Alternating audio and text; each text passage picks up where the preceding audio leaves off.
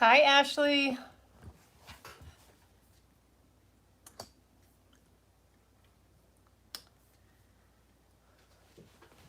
Hi, everybody.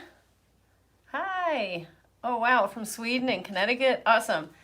I am just in my studio. I'm home alone and it's super quiet, and I was just chilling with no music on, and I just thought might as well go live. So let me get the video pulled up on my computer and then I'll start sewing. Hi, Brittany. Thank you. Yes. No justice, no peace. I got this from an Instagram account. Blue Collards was her name. Let's see.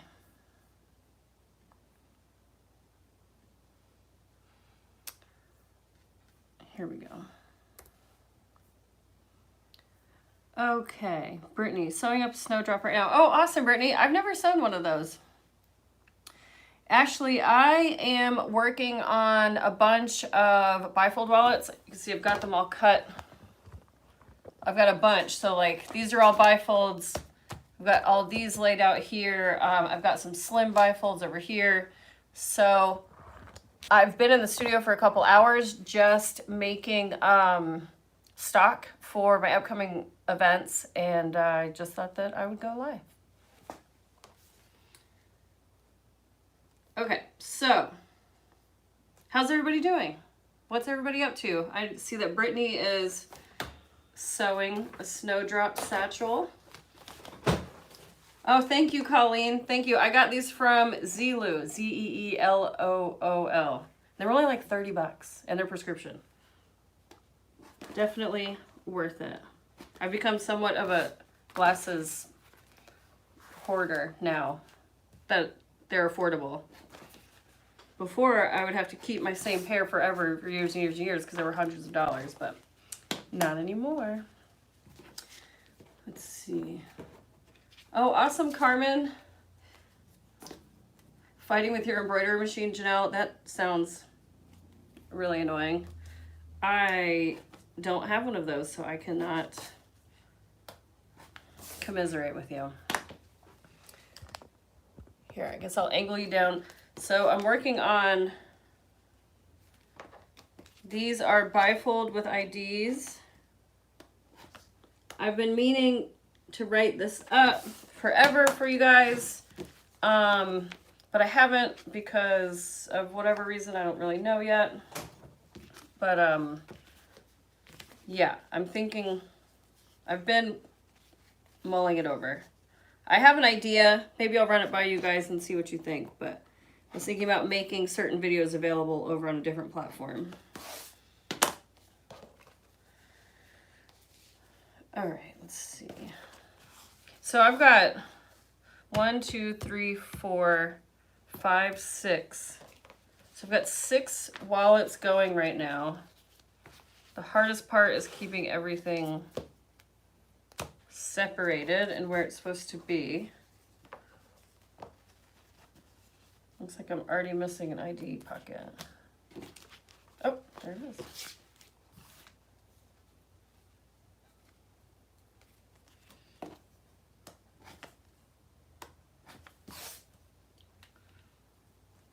Jeanette making H2O to goes and a Tribbiani Traveler. The Tribbiani Traveler, oh, I haven't made one of those either. That looks like a really fun design to play with.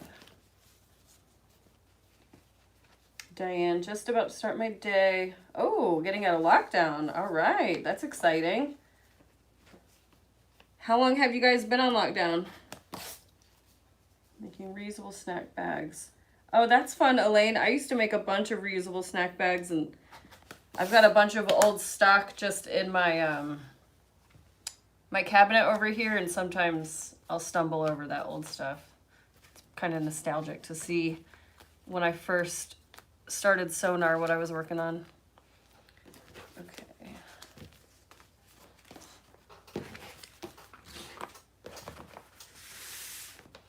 So this, you're getting an inside view of what it looks like when I am prepping to vend.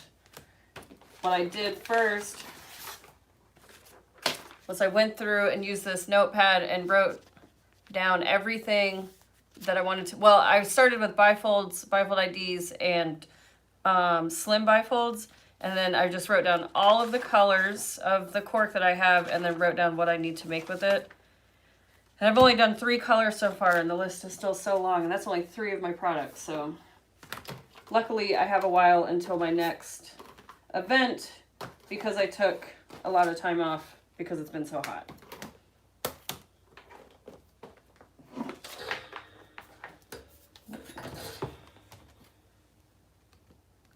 All right, so I need to go over to the machine and bring all of this stuff with me.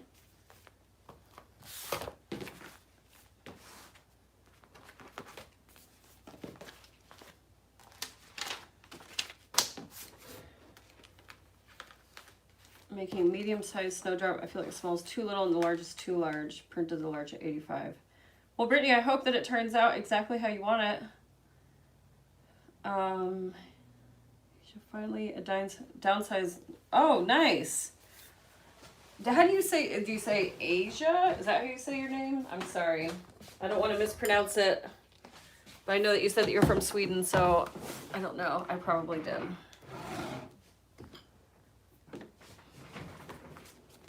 Do you guys want to be closer to the machine so that you can see closer what I'm doing?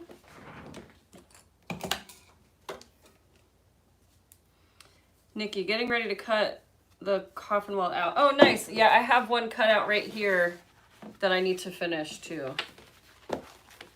They're such a fun pattern.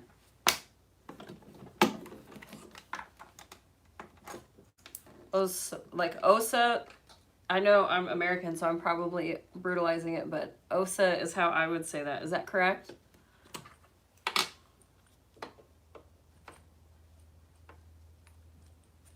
Let's see. Did a little wall patch in my studio, so I'm goofing off while it dries. Then I can paint the wall and move back. Oh, nice. Yeah, I've been meaning to do some upgrades to my studio too, and I just never do. There's never enough time. All right, Carol, closer to the machine. Oh, good. Oh, so okay. I'm glad I got it right. Thank you for letting me know.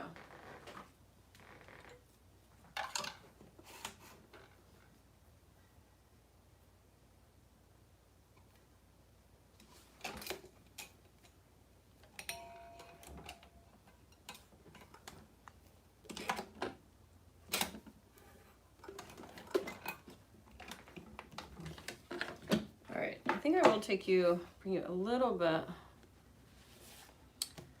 closer. Carmen, this is the Juki TL2010q. Just play with this real quick.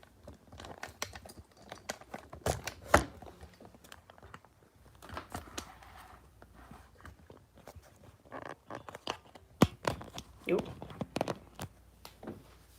There, it's a little bit better.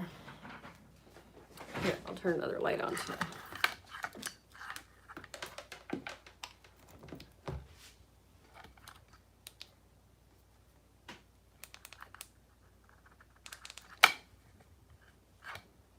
Hi everybody, if you're just joining, I am just batch sewing. I'm preparing for an upcoming event, and I'm trying to be super prepared instead of just waiting until the week before and staying up until 3 every morning sewing. Did a tester of the skull wallet, wasn't happy with it, have 4 more cut out to try again. What's the oh, that wallet, Diana, that I've seen that wallet floating around. That one looks really cool. I think personally I would probably change up the inside the way that it looks.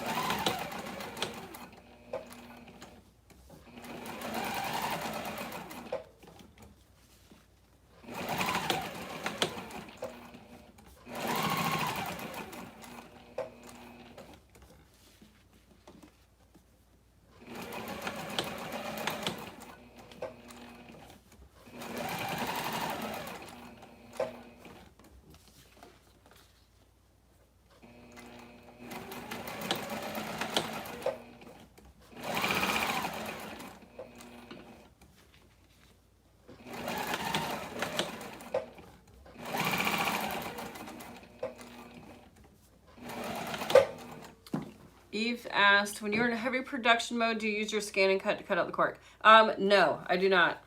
I find the scan and cut to be more cumbersome, and I have to keep such a close eye on it, especially with cork, because cork shifts so much, that I do not use it a lot. Hi, Angela. The only time I really use my scan and cut is if I have an ornate design that I don't want to hand cut with an X-Acto knife.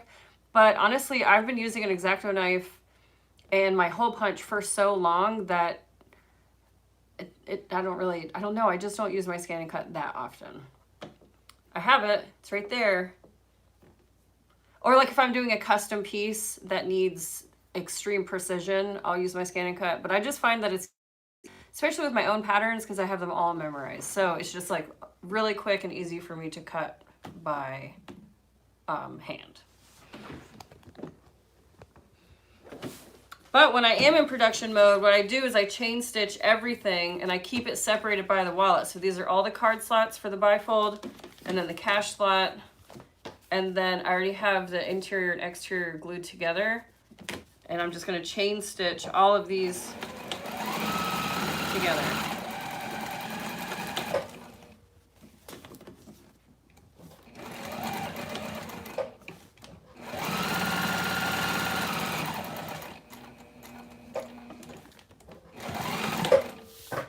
And then that's all one wallet and I know where it's at.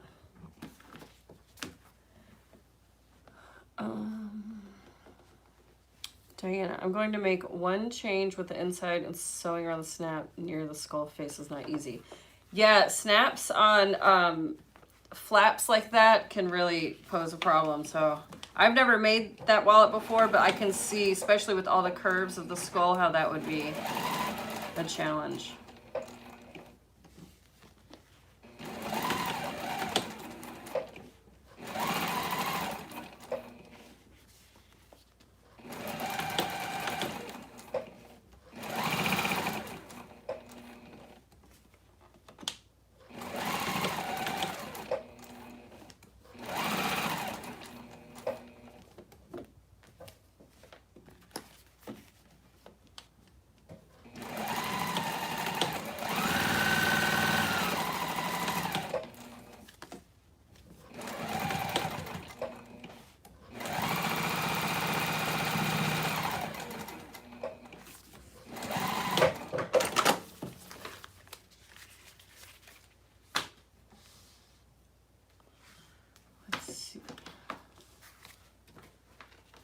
Happy Labor. Oh, hi, Angela. Yeah, thank you. Happy, well, I guess you're in the UK, so happy not Labor Day weekend.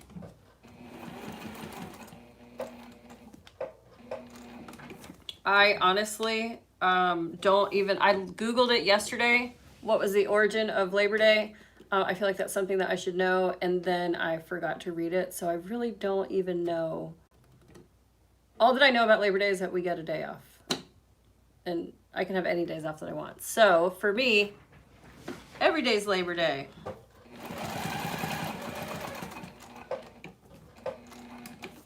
But yeah, usually people in the US are like out on boats and having barbecues and camping and things like that, especially because it's about to get cold. So last good weekend, everybody's pools are closing up.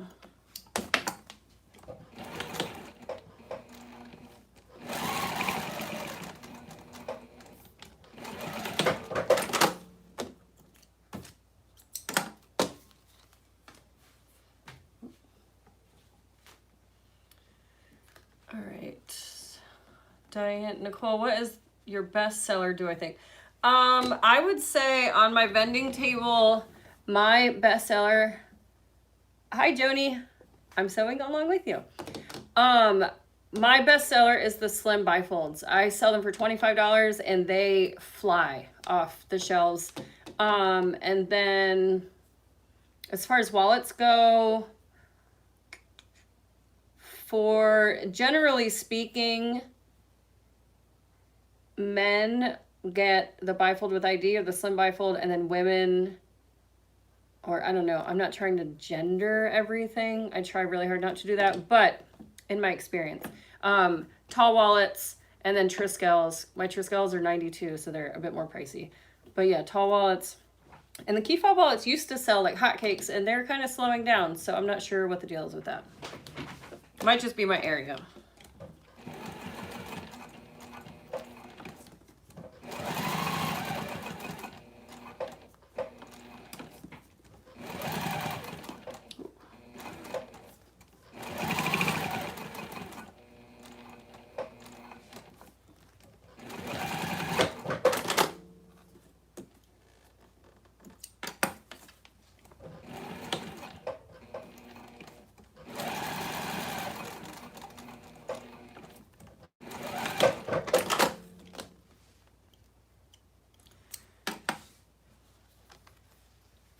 What, Brittany, what wallets are you talking about? Are you talking about the skull wallets that we've been talking about?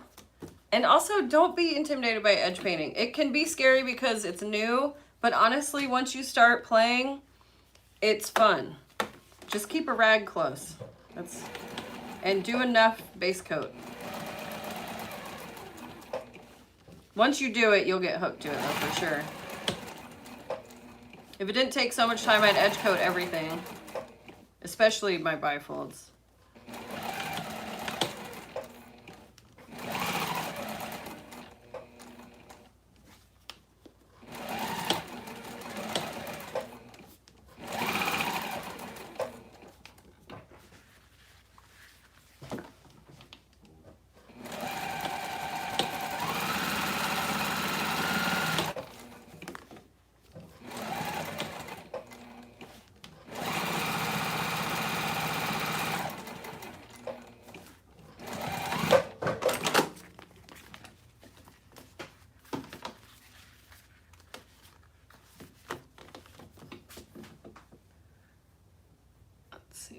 Oh, my ankle's itchy. Oh, Jody, good. I'm glad you love the tall wallet. What color did you get?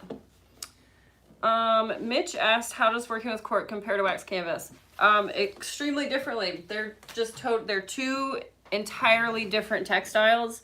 So I would say the only thing, in my opinion, that they have in common would be that they can hold their own structure. But with wax canvas, once it gets warm, you'll notice that it doesn't hold its structure because it's wax, and once that warms up, it gets soft. But when it's cold, it has the opposite effect, obviously. And with cork, over time, it will, without proper interfacing, it will become softer and more pliable, and so it won't stay as structured either. So in every other aspect, I think it's different. Like even the needle treatments and the thread usage and the finishing options, it's all different. So I like using them in tandem, but they're not one and the same for me. Cork and wax canvas are just, well, cork is a self-healing edge textile, whereas wax canvas isn't. And that's probably the biggest difference. You can't sew with wax canvas the same that you can with cork, because cork, you can just leave everything raw. Not so with wax canvas. And because the threads are so thick on it, as soon as you cut it, like if you're trying to do a pocket, like an interior pocket, where you lay the pieces right sides together and then you cut inside the box and then you flip it right side out, or I don't know if you know what I'm talking about, but if you take the pocket lining and flip it through the interior, then on wax canvas, it starts to rip at the edges already. So it's, you just have to treat it totally different. Strella, hi Nicole, love watching work. Oh, thank you. What's a pattern you're excited to make that you haven't made yet from another designer? Well, so I've had the Alyssa hip bag by Kaya Papaya forever. I started one. The lining didn't fit nicely, so I abandoned it. I can see it right now. It's just over there. I just need to take the lining back and cinch it, and it'll be fine. So I want to try that one again. Another one by another designer. Oh, the cami bag by Joyful Creation. Yeah, Joy. I know her name is Joy. I'm like drawing a blank right now, but I've been wanting to make that one. Let me see. I have a bunch of patterns that I've purchased that I haven't made.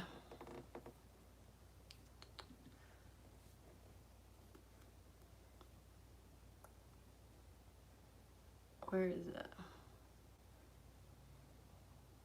Oh, the Erica Bowler bag by Ora Rosa. I really want to do that one. And she gave me permission to do a video, so I just need to do it. Where is...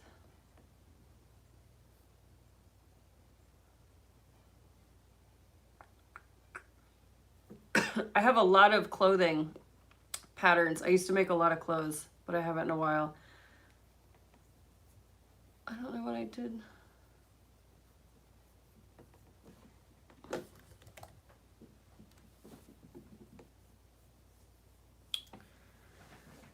Oh, Georgia Girl Stitches. That's who it is. Yeah, so the cami bag by Georgia Girl Stitches. That's the one I've had my eye on it for a long time. And she also gave me permission to make a video. I just haven't done it yet. But that one, I just love the style of it. It's got like the different bottom and the pockets on the front. And it's just a very classic style tote bag, but like sophisticated. And lots of room for customization. Grab my coffee.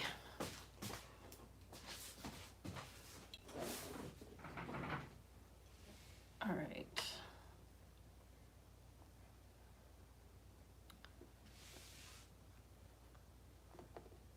Here, I might as well turn you guys back up for a second. I'm getting some more questions. So, Allison, just getting my first cup of coffee. Cheers. This is my second, but I've also had to reheat it multiple times because I like to leave them places to get cold.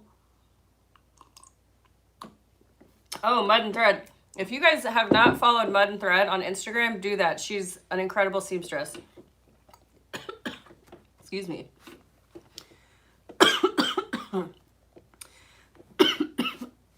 Excuse me. That went down the wrong pipe. Nikki Small Wonder said, I'm in the market for an industrial. Mine is not an industrial sewing machine. Mine is a domestic Juki. When I first bought it, I was under the illusion that it was a semi-industrial, but that's not, I don't think that's a thing. This is an industrial.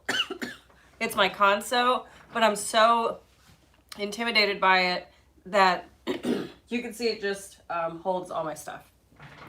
But my Juki will sew bags. Everything that I sew on this Juki. But even before I got this machine, jeez. Excuse me. Even before I got this machine, I had a Janome. This one. I think it was the...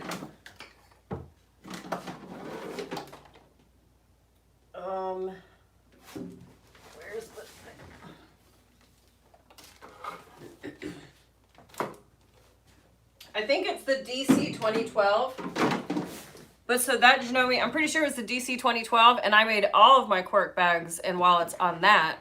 And the only reason I got this was happenstance. This wasn't like, that machine wasn't dying. I didn't need a new machine. I mean, to be honest, my dad died, and so I got to pick out a sewing machine, and my stepmom purchased it using his life insurance money as like a last gift. So that's the only reason that I upped to this machine.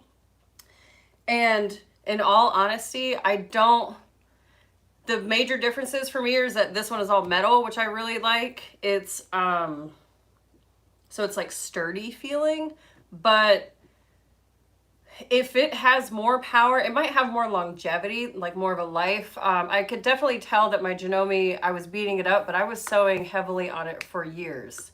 So, but I don't really know. If I was going to get another machine, I'm not like in love with this machine any more than any other machine that I've had. I'm not a machine snob, I guess you could say. If that answers your question. That being said, the Juki does sew a wide range of accessories. I can also sew really thin fabrics, whereas a lot of industrials will eat those apart, like eat those up. I will say this console, the sewing needles on it are like piercing needles. They're so thick. So if you sew through your finger with that, it's broken or coming off or something. So this one is just a lot more feasible for me. But eventually I would like to, you know, grow a pair and get on that one. Angela, what is the most popular color of cork you get asked for? That one's tough. I would say over time, aqua has been a huge seller, which is blue from Fabric Funhouse. The one that I call Granada, which is one that they call bark. I think it's bark. Yeah, bark is huge. And then it's basically all of the, I would say almost every color that I carry is super popular with the exception of rust, which I don't really understand why. I love rust. Palms was really popular when I first started using it. It's not as popular as it used to be. But I would say over time, probably your standard colors: black, brown, blue, green. All of the wallets y'all have mentioned. I don't love a lot of sewn wallets because of how bulky they can get, so I'm really looking forward to trying a few patterns. Oh yeah, Brittany, so wallets can be super bulky. That's definitely a thing, especially with cork, because you're just building layer on layer. It's kind of like working with leather in that respect.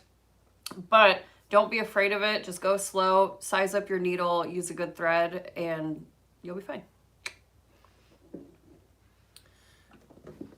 Mitch, yeah, no problem. Let me know if you have any more specific questions, Mitch. I know that was kind of a very broad response. Oh, yeah, thanks, Allison. I choked for a while there. Okay. Please do a tutorial on the cami. Yes, I plan on it, Angela. I'm going to do a tutorial on it. Hi, Georgie. I'm glad that you were able to catch me. Oh, wow, Malden. Hi, what's up? I lived in Greenville for a really long time. I worked at Shakora Alley for many years before I started gallivanting around the country. Let's see. Hi, Nick. Glad you were able to catch me sewing. I'm about to get back to sewing. I just had to take a little coffee break.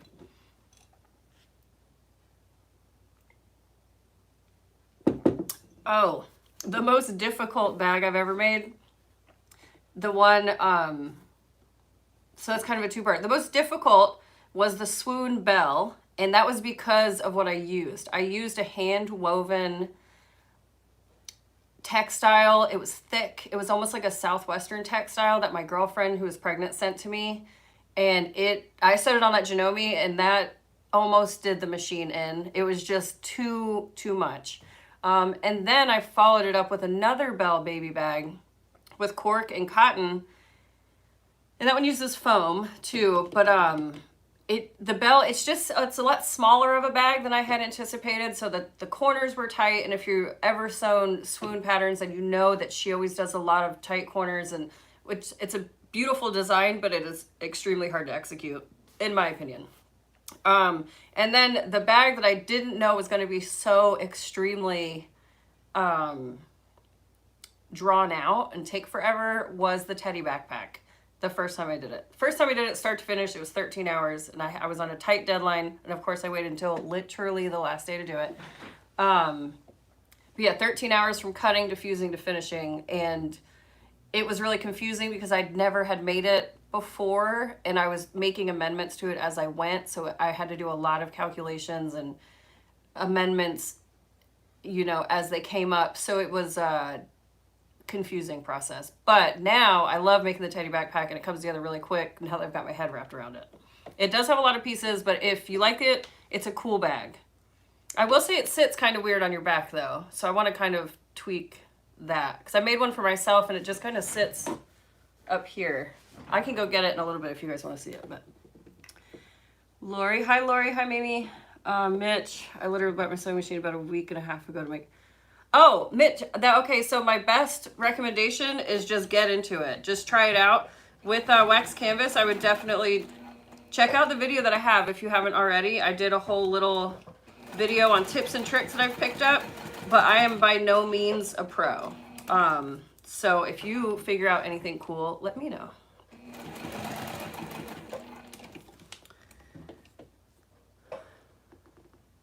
Oh, Georgie, Kings Mountain, that's hilarious. Yeah, Kings Mountain is very, very close. This whole area is super close. I don't think a lot of people realize that, and especially with how close we are to Asheville too, and Charlotte.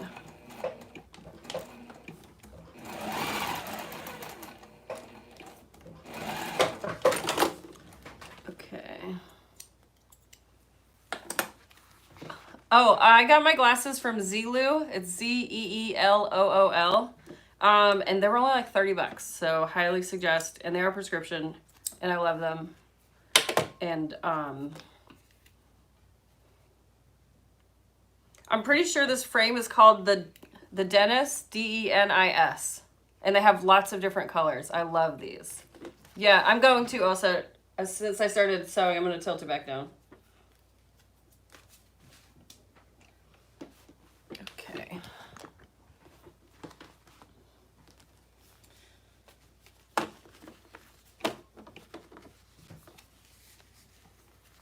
Hi, Emmy. Hi, Sonia.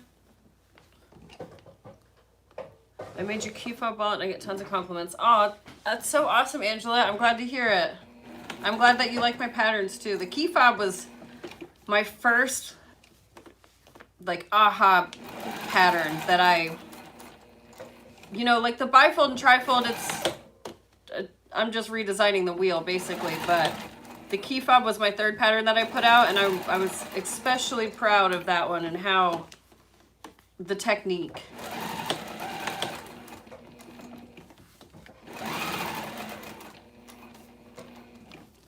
Oh, add a bobbin thread, of course.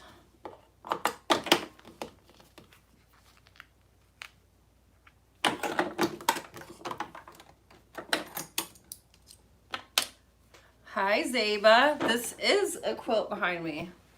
This is the only, like, real quilt, I guess you could say. I mean, I've made other quilts that here's that, tilt back up for now.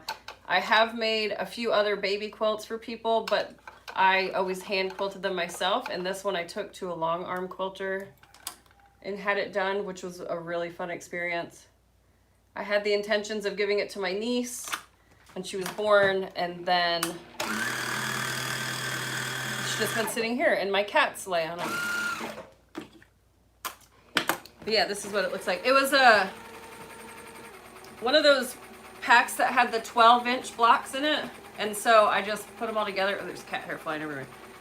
I just put them all together, and then I pieced the back.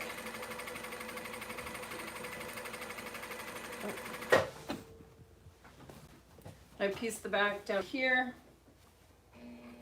I can't remember, which fabric designer this is, but I love it. I love all of these, especially these ones here. Oh my gosh, the cat hair is all over my face. But it's like a lap size quilt. Hi, Rita. Welcome. On the tall, it should. Roseanne, yes, they should be the same size. And I know the SVGs are always screwy. I don't know why it does that, but I'm not going to tell the size on this live, obviously, but you can shoot me an email and I'll send you the measurements. I'm sure one of them is correct, and it's going to be the one that matches the card slot height. That's going to be the one that you want to go with. But especially if you have a Cricut machine. The Cricut is just hates the tall wallet SVGs. I have no idea why.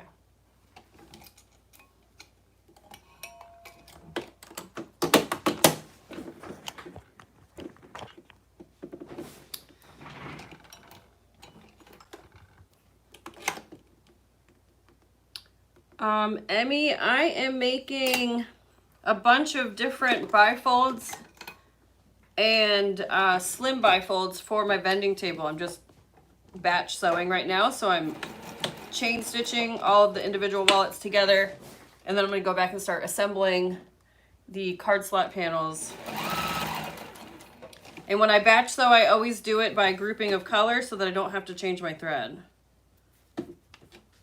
Usually I'll have a wide array of all different types of projects, but I decided to just do 3 patterns to start with. Keep it manageable.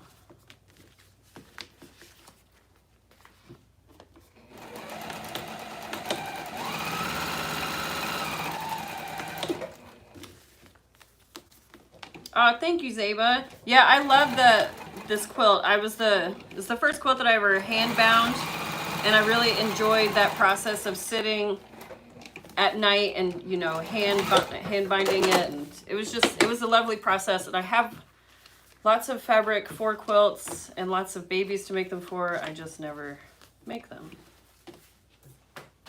Never enough time. How is your heat press with your logo working?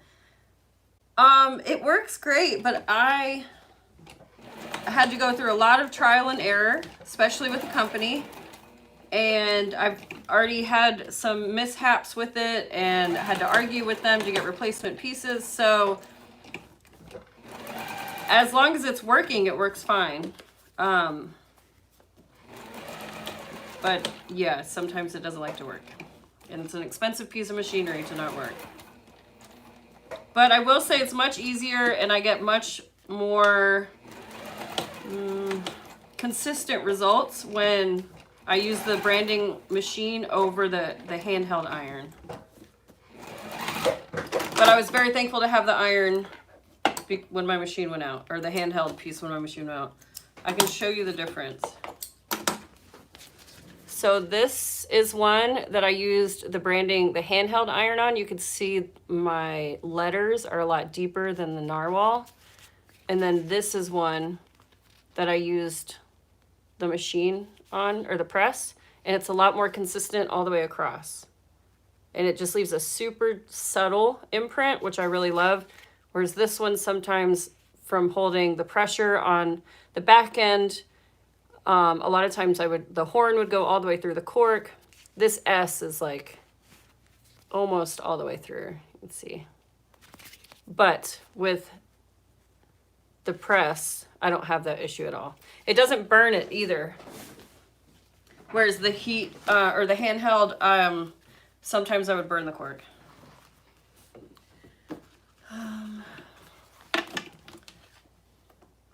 Lori, right now I'm using Gutermaan Mara 120 that I got from Waywack, whatever. I really like it. It's I want to say it's a cotton poly blend. Oh, 100% poly. So it's super strong, which I like. So it doesn't pop my stitches, which is nice.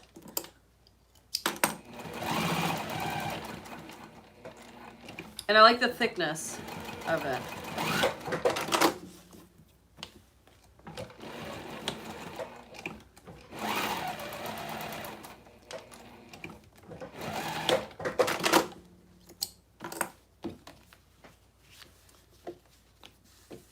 Diane, thank goodness for your wallet patterns. Had an order for a customized wallet. Oh, awesome, Diane. I'm glad that you were able to Frankenstein them together and get her what she wanted. Yeah, I've heard Lauren Mormino say it before, and I will reiterate. I do think that patterns are just a good jumping off point, and they teach, you know, different designers teach different skills, which I think is, you know, you might see similar designs out there, but if you read the patterns, they're definitely going to have different techniques and probably different skills that you'll learn depending on which designer's pattern you've chosen. So yeah, it's cool to be able to take patterns and put them together and, you know, tweak them to your likeness. And it's super fun as a designer to see people do that with something that I created initially.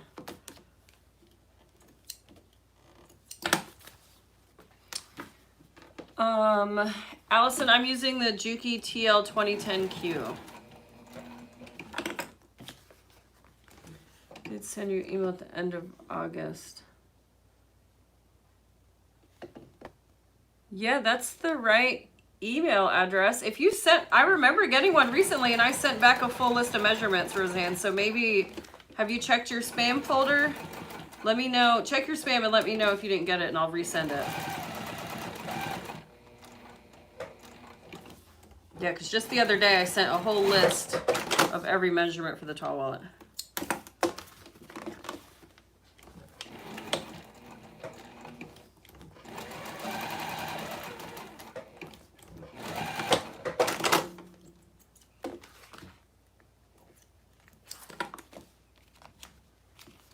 Purchased the long... Purchase SVG. No, Rita, you can purchase just the SVG files of the tall wallet. Just shoot me an email on my website through the contact form, and it'll populate your tall wallet order just so I can confirm it, and then I will activate the SVG file for you. I can't leave it up all the time because people take just the SVG file and don't purchase the actual pattern, and then they watch the videos to assemble it. So I had to pull my SVG files until people have to email me for them, essentially is what I'm trying to say. Except for the Triskel, because if you can figure that one out, good job. I spent a lot of time designing the Triskel, and if somebody can take just the few lines that come on the SVG file and put that wallet together, I would, you know, I'm sure it can be done, but I'll be impressed. And you can have the whole pattern for $3 if you work that hard.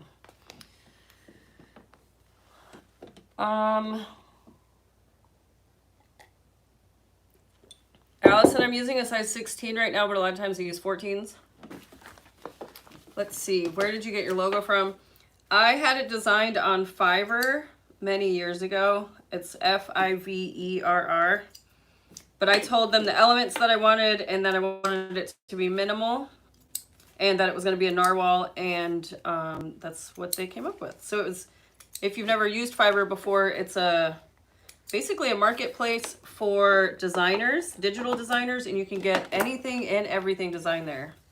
So highly suggest if you need like a logo or rebranding or packaging or custom boxes or all those things that can be overwhelming to try to do on your own, there are people on Fiverr that can do it for you. How did I come with the name SewGnar? Oh, I think I talked about this in the last live. I was making fun of people because I can be rude. I was making fun of people that lived in Colorado because they would always talk about how the mountain powder, like after a snowstorm, when I lived in Colorado. So we lived right next to a ski town, and everybody was just super heady and gnarly people, and they would always say things like, the powder is SewGnar. And so it all started because I was making fun of people. And then it just kind of stuck when I decided on the, oh, you're really far down now. When I decided on the narwhal logo, it just all kind of made sense. Because SewGnar, whales, you know. And then, of course, I had to misspell sew to fit in with everybody else.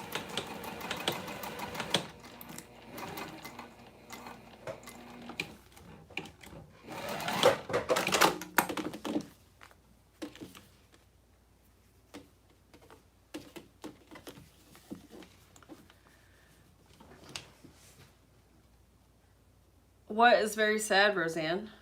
That I was making fun of people? Or that I could be rude?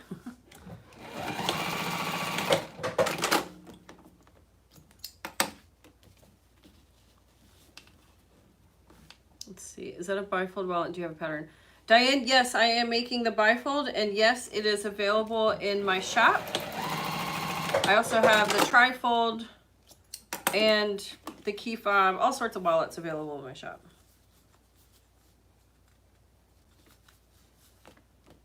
Wow, I really sewed these crooked. I'm gonna take those out.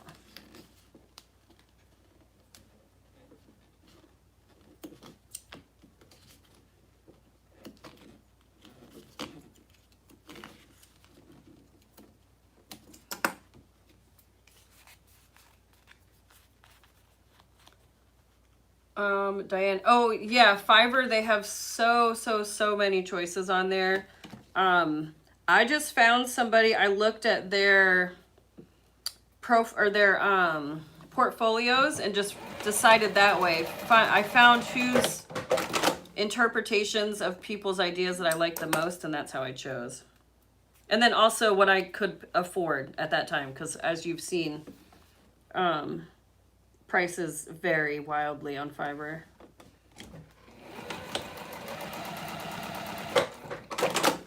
All right, that's better. I had it super crooked.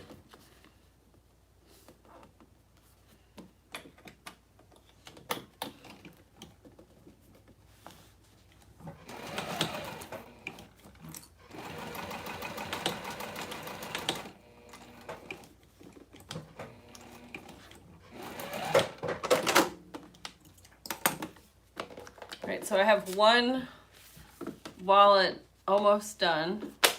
I have 2 slim bifolds almost done. And then I have all these back here to do. Ooh, ow.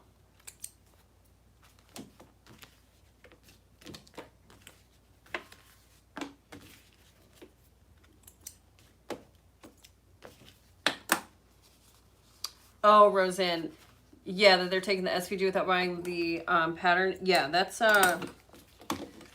as soon as I started my YouTube channel and started putting this content out for free, I noticed that only the SVGs were selling, and I couldn't figure out, or I couldn't track a sale of the original patterns. So yeah, I pulled I pulled the files a couple years ago, and so now when people want individual SVGs, you just have to shoot me an email and I'll activate the listing for you. The SVG files are $3 separately. Mitch, yes. A play on SONAR. But technically speaking, narwhals communicate using echolocation, not sonar. As I was politely told at a music festival many, many years ago by, I think, probably a 7-year-old. He told me that. I was like, oh, thank you. Now I know. But yeah, same premise. But the child was very strict about that it wasn't called sonar, it was called echolocation.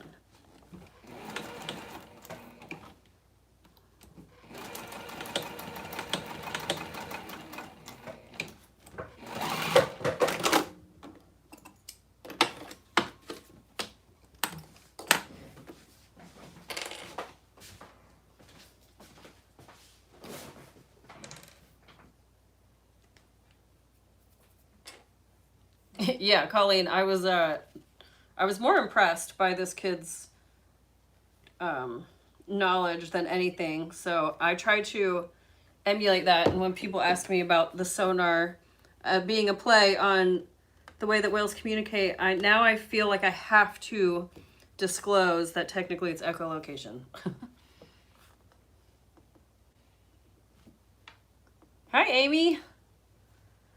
Mitch, I think that's just the animal version of sonar, but good on the brat to put you in your place. Yeah, I can always deal with, or I can always use being put in my place. I just thought that it was hilarious. I mean, he was so sure of himself that I wasn't going to argue with him. And I just believed him. I never even took the time to look it up, so I guess that's on me.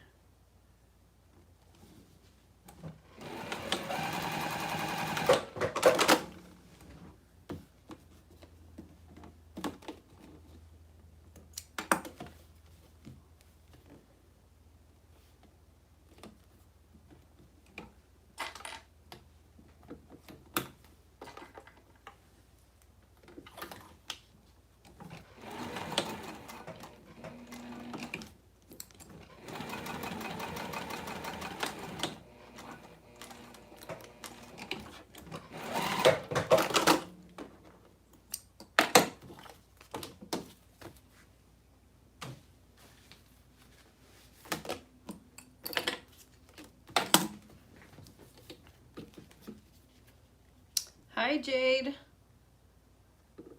Oops, did I do that right?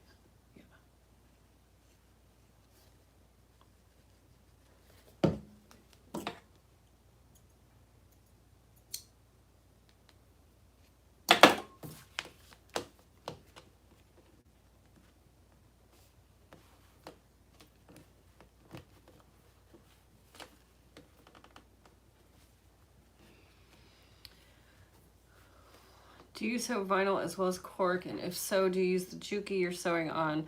I don't sew vinyl very often, Allison. It's just not a textile that I use a lot of. But I have sewn vinyl, and yes, I have used this machine. But Teflon foot for sure, for sure. Colleen, my daughter's like Sheldon Cooper, trust me, I'm being schooled all the time. Yeah, well, Colleen, especially these days, kids have access to everything. And so they're like walking encyclopedias, which is really, really cool, but it's also really intimidating, depending on the kid that you're talking to.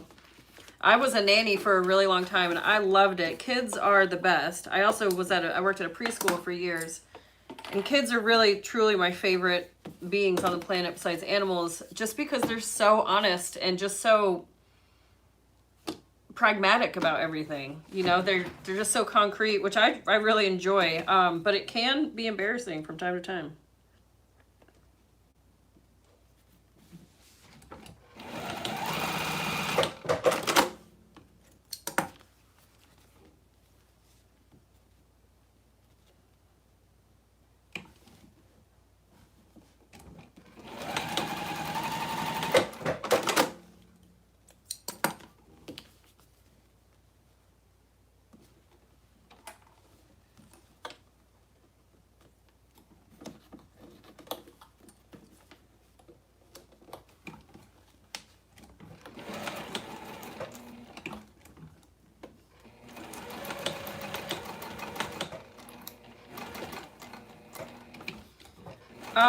For those of you that are just joining, I'm just working on batch sewing a bunch of wallets for an upcoming event that I'm attending.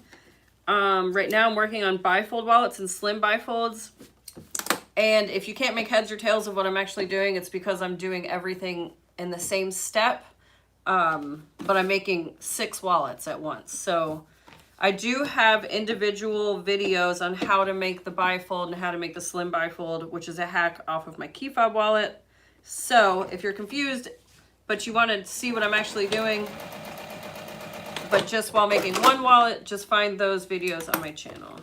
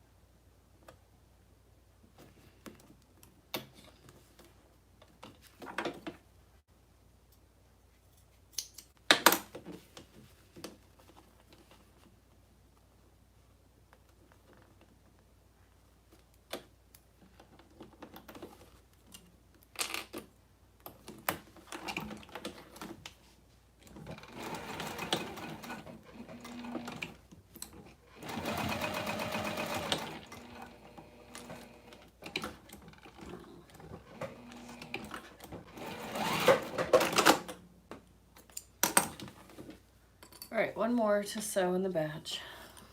Let's see.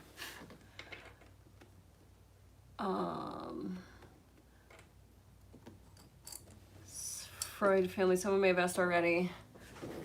Ooh, I've got to plug my phone in. I'll be right back. Let me go get a phone charger.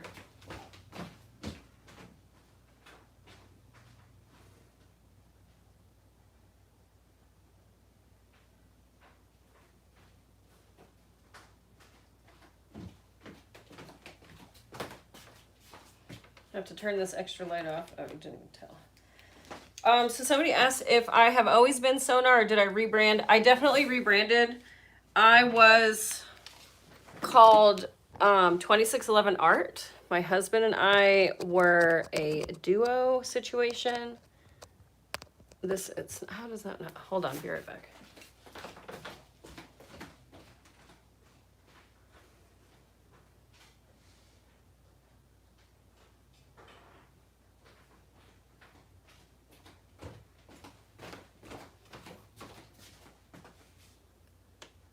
Oh, that's why. Duh. Okay, so my husband and I were a duo. He is a tattoo artist and a studio artist. And then obviously I'm a seamstress. So we combined forces and we had a clothing company together. And so we were called 2611 Art because his birthday was February 26th, mine is March 11th, and we couldn't be more creative than that. But so for years, since 2011, I was 2611 Art, and then I rebranded. Him and I kind of split ways at that point. Business-wise, we just weren't really working together anymore. Everything on my table had become a Cork item, so I shifted from clothing over to accessories and bags. And so he just wasn't really needed anymore. So I became SewGnar in 2018.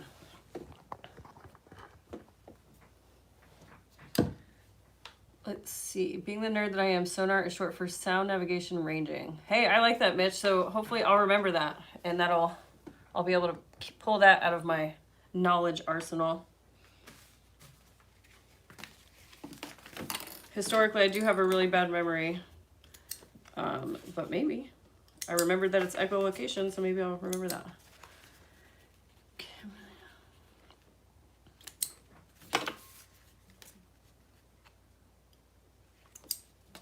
Oh, Angela, you are a saint teaching high school. That's next level. I think teach middle school and high school. I think high school would be a little easier than middle, but for different reasons. But middle schoolers, God, what a tumultuous time in people's lives. I think the people that teach middle school are just incredible humans. One of my good friends is an art teacher at the middle school here. And I think art would be cool, but like trying to teach kids math, or I don't think I could do that. I don't think I'd have the patience for it. Just attitudes.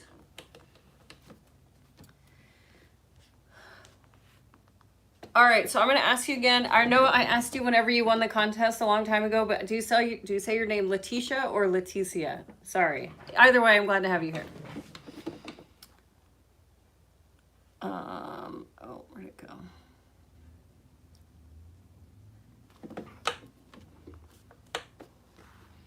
Your patterns are a great price. Really don't understand people not wanting to pay. Can't wait to travel to America again as soon as stores are printed.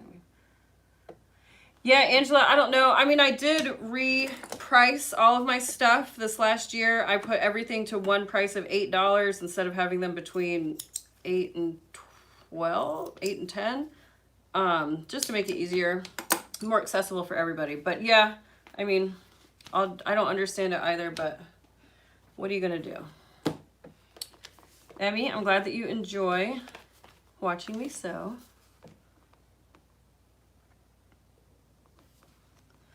Gloria, yes, this is the olive green cork that I'm working with. Thanks for sharing today, getting my sewing fixed while away from home. Oh, good, Tasha, I'm glad that I could help scratch the sewing itch for you today.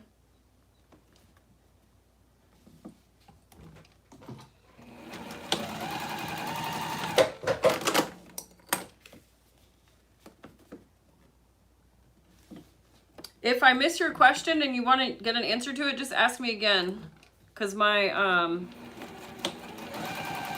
hard to keep up with comments. I can see that they're coming in out of the corner of my eye, but I just need someone here to read them to me. Oops.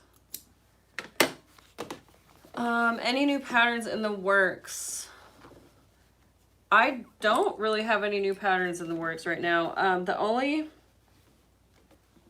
I've been asked by quite a few people to design a passport wallet, which I have one that I use, but I want to add some panache to it before I put it out. So that one's brewing in my head. And then I do have one other bag design that I really want to bring out. And then I have a backpack design that I am working up. I made one for myself, and I'm testing the shape and size and all of that. And it's a convertible backpack, and it's super cute. I really like it.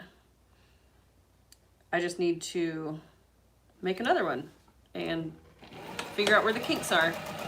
So anytime I design a pattern from, in my head to putting it in 3D, it's just lots of head scratching and trying things out, and I don't always take the best notes. So I need to go back and make another one.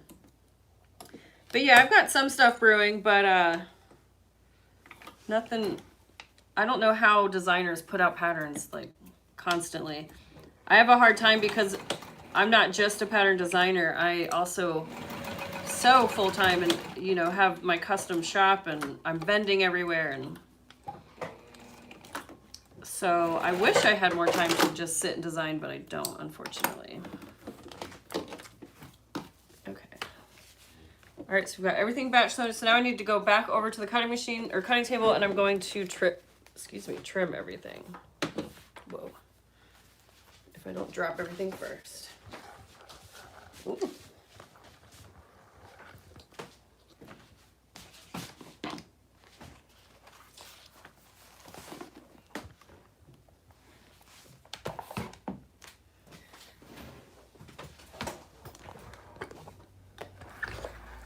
Ooh. Oh my gosh. Ouch. Just hit myself in the head with my phone. I can sew and I'm graceful. Okay, what's going on over here? Too many cords.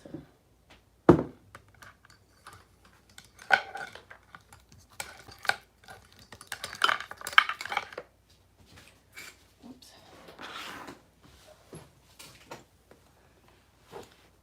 All right. Letitia. Okay, thank you. High school is easier than middle school. I did both. Well, you are a double saint, Angela, for sure. And Mitch, yeah, I'm sure that a lot of my teachers remember me, at least. Hello from Quebec. Hi, Katie. Let's see. My daughter's birthday is March 11th. Awesome. Great birthday, Pisces. There will always be people who think that artistic effort should be free. Yeah, that's true. And I mean, to a certain degree, you know, when people like me, when we have YouTube channels, in a way, we're almost asking to be bitten off of, in my opinion, because there are other people that are just DIYers by nature. And I mean, I am one of those people as well. If I'm walking through Michael's and I see something, I mean, I'll not buy it because I can go home and make it. But the difference is I'm not going to then take it and produce it. So, but you know, I feel like there's enough room at the table for people. And if they really want to go that route, they can go for it. Angela, yeah, I don't know where all the animals are. I know that Joppa was in bed and Druzy, she got in trouble this morning in here. She spilled my cup of water. So she got scared and hasn't been back. And Sal doesn't normally come in here. When he's in here, it's very, very rare. Well, he comes in to sleep on that quilt over there. Sherry, I'm working on NCW and I noticed you use edge coat. Do you apply at the point where you glue in the tutorial? I do not do glue and edge coat when I am edge coating my NCWs. I do it, I'll put the interior and exterior together and then edge coat that. And then I'll do my card slots, edge coat the top and bottom of that, and then do my zipper panel and edge coat that. So all of my edge coat is dry before I put it all together. April, good to see you live. I didn't realize you have a console. I do have a console. I've never used it. I'm too scared of it. It is a table for me, unfortunately. It was my late grandfather's, and so I want to use it, but the needles on it are just really scary. It's super, just the sound of it is really intimidating. I'm just a baby. But I like that I have it. Hi, Monica. Let's see. I have a Juki 2010q. And then, Roseanne, do you cut all the pieces by hand? Yeah, I almost always cut all my pieces by hand. Just because I have everything memorized. So it's just easier for me. When I cut, I'm cutting both the interior and exterior at the same time. I'm not cutting one and then the other. When I'm batch cutting, I just batch cut everything. I know exactly how many card slots I'm going to use, so I just do the multiplication and I just cut like that. And I try to keep it as square as possible on my cork as to not waste any, but of course sometimes that's unavoidable. Okay, so I'm going to get back to this.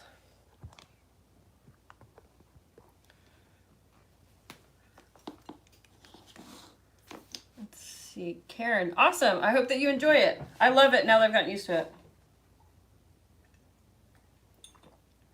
Angela, when I say vending, I am going to an event and setting up my own booth at like a craft market or yeah, just like, you know, different places around here. A lot of breweries have markets, but yeah, I'm going and setting up at craft shows.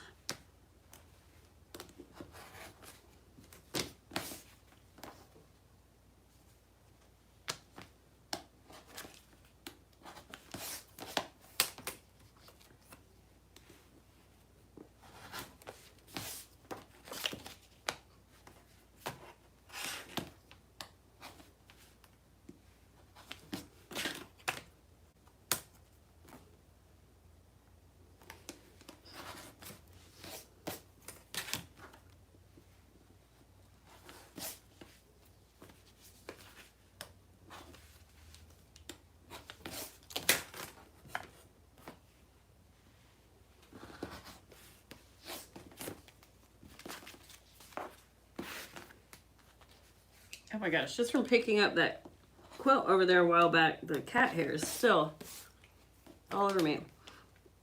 Fun fact, I'm actually allergic to my cats, but I can't help myself. I still rub my face all over them.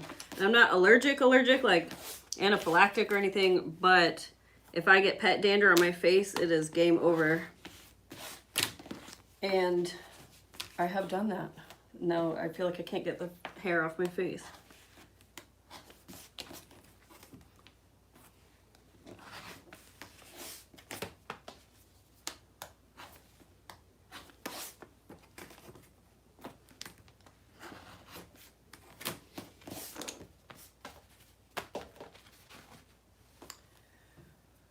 Let's see.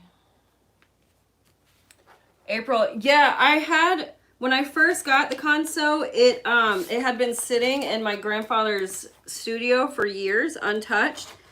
And so that was my first question, is how do I clean it? And I don't know how to like oil it. I don't know how to load a bobbin. I just don't know how to use it. I've tried to Google it, but I can't ever find that particular model. And then I found a guy in Charlotte who comes to people's houses and, oh, where's my glue? And cleans them and all of that type of stuff. And he said that he would show me how to use it, but that was in March of 2020. So that was like right when the pandemic happened. And so obviously he never came. And I have since lost his number. But I did have a friend who's an engineer. He came over to my house one time and he got it working because I couldn't get the foot pedal or the knee lever to work. And he got all of that up and running. And so I guess I lied. I have sewn on it, but I've sewn like an L on one piece of cork. And it was great. I love how thick the thread is. It really makes a statement, but yeah, I just don't know how to use it. But I want to. I think that it would make quick work out of cork for sure, especially bags.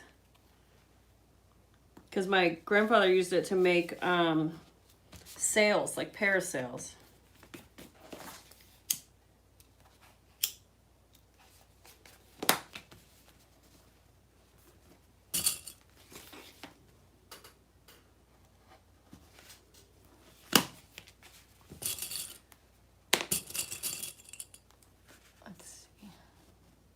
Can you pop a servo motor? I think I could replace it with a servo. I just honestly haven't taken the time to really mess with it. But I did when I talked to that old guy in March of 2020, he said that I could update the motor. I just haven't done it. Recently, when I was at another vending event in Charlotte, another older gentleman and I were talking, and he has an entire shop where he refurbishes old machines. So he said that I could bring it to him and that he would help me. But it's just finding the time.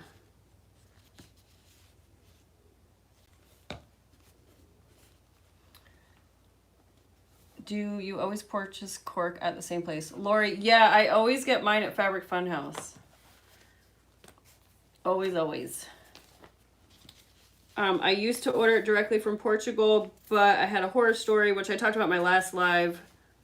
But long story short, my thousands of dollar order got stuck in customs, and then it got mold up a bunch of it, and it was a real big hassle to get my money, or to get that portion of the money back of the unusable cork, and it was a pain. And then when I found Fabric Funhouse, they're a women-owned small business in Texas, and Talia is a veteran, and just she really aligns with all of my ideals, so I like to support her. And her cork is fabulous, so she actually flew to Spain and vetted the farm herself, which you can't get much better than that. I have an older Juki cylinder. Ooh, cylinder arm. That sounds like fun. I've tried a few times, had someone even come here, but it's just sitting in my room mocking me. Yeah, Tasha. Yeah. Yeah, I mean, they make really great storage tables, though. Unfortunately. / fortunately. A cylinder arm, that seems like it'd be a really cool machine to have.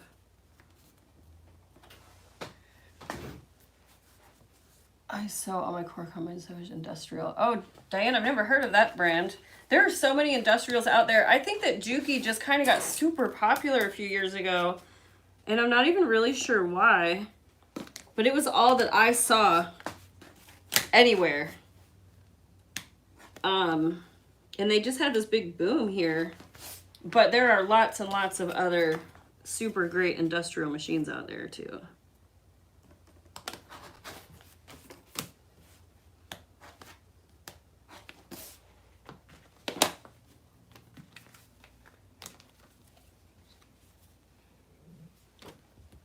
Hi, Lisa. Sherry, could you speak again about how you price your items? Yeah, so I price my cork down to the square inch. So you just take the full measurement, and so it's length times width, and that's your square footage. Pretty sure, don't crucify me if I'm wrong, but yeah, I'm pretty sure that's your square footage. And then I take that, I take the price and divide the square inches, square footage, by the, take the price and divide it by the square inch. I think it's one of those ways. I can't remember right now. But anyway, so I did the math on that. I take the price and the square inches and divide them together one way or the other, and I get a 0.0 number, and then that's how much each square inch of cork costs me. And then I can price out how much, when I take the measurements of, say, a bifold wallet, I know all the amount of cork that I have to use, and then I just multiply it by that number, and then that is my cork cost. And then I add in any hardware, and then any other stuff like zippers and things like that. And a lot of people add in their studio space, like their overhead, which I don't really necessarily add that in. But I do add in like thread, glue, and other incidentals. And that's just like a set price that I've come up with. And then I multiply that by 4 if it's something that I intend to sell wholesale. And if it's not, then depending on what I'm making, I'll multiply it by 3. And then I add in my labor. And my labor, I just came up with what I want to be paid hourly, and then I divide that hourly rate by how long it takes, or multiply it if it takes hours. And then I've got my price. And sometimes, depending on what it is, like if it's my first time making a bag, then I know that it wouldn't be fair to charge, like I was talking earlier about the teddy backpack. I know that it wouldn't be fair to charge for 13 hours, because now when I make the teddy backpack, it doesn't take me nearly that long. So I just try to keep stuff like that in mind too. If it's something that I'm gonna keep in my sewing rotation, I try to estimate how long it'll take me once I get quicker at making it, and then that's how I price it. But if it's a custom bag, I'll just take a deposit and then I make people pay the rest, the balance due before I send it.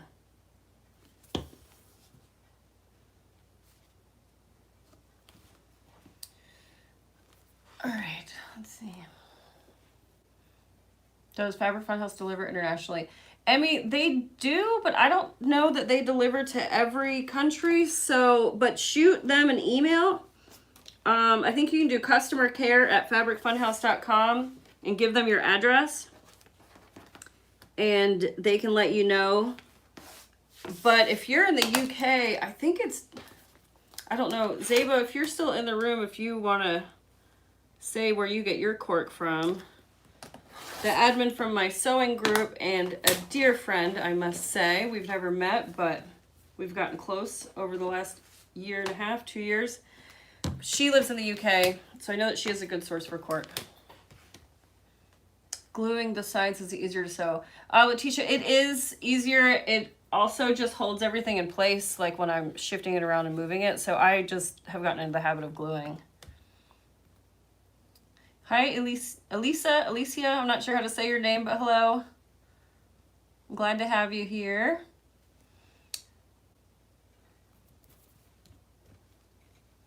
Karen, yeah, it totally could have been from Lauren that they got popular. I'm not sure. It was about that time. Lisa, yeah, Sailrite seem like cool machines too. Actually, the place that I met Lauren, we were teaching at a sewing convention together, and there was a bunch of people who brought their Sailrites, and they just seemed like really cool machines. They reminded me of old school machines where they came in their own boxes, which that's the very first machine that I had was like that.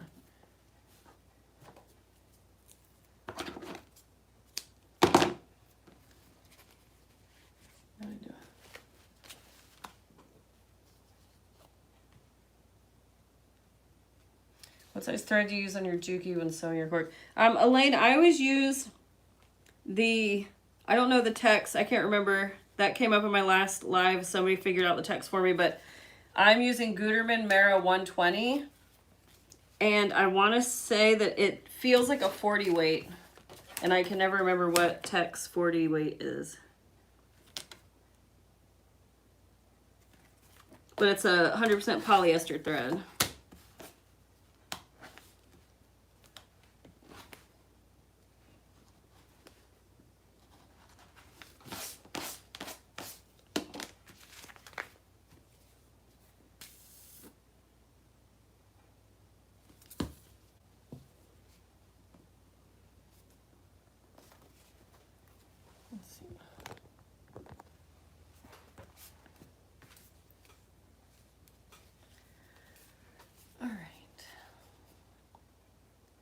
I did all the canvas on for my catamaran on Sailrite. Yeah, I've heard really great things about Sailrite, Sandy. That's amazing that you did all the sails. That had to be a big, big project.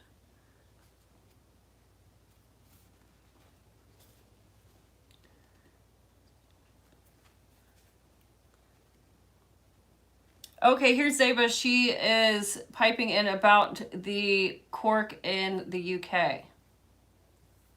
So she said Tanya Fabric. Hopefully I'm saying that right. Probably not. Tanya Fabric on Facebook. And the Little British also has very good quality cork. Thank you, Zeba.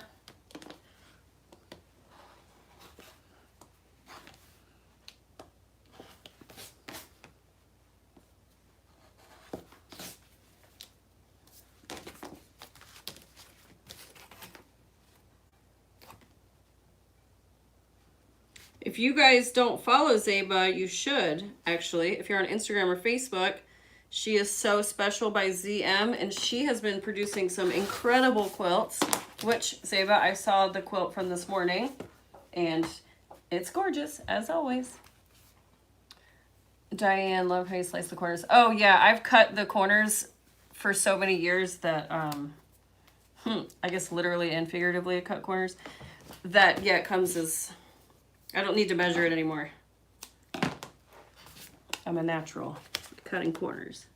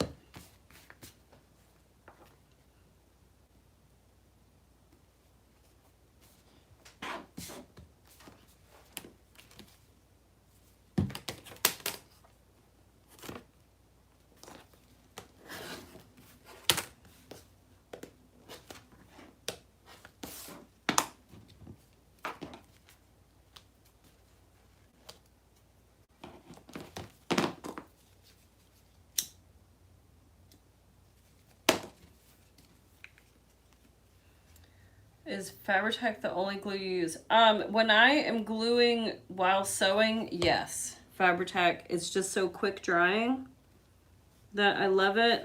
But then if I am not edge coating my edges, I'd use Fabric Fusion to seal my edges.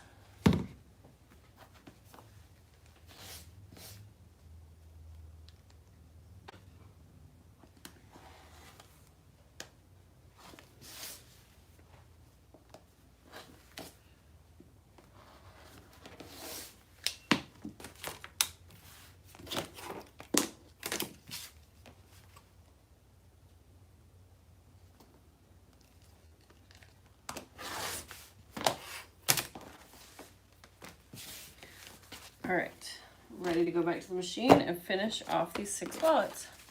Let's see if there's any more. What is the difference in Fabri-Tac and 3-in-1? Lisa, I don't know what the difference is. I've never used 3-in-1, but I do know that it's popular. So I think if it dries clear and it works for your application, dries quickly, then go for it. I don't know.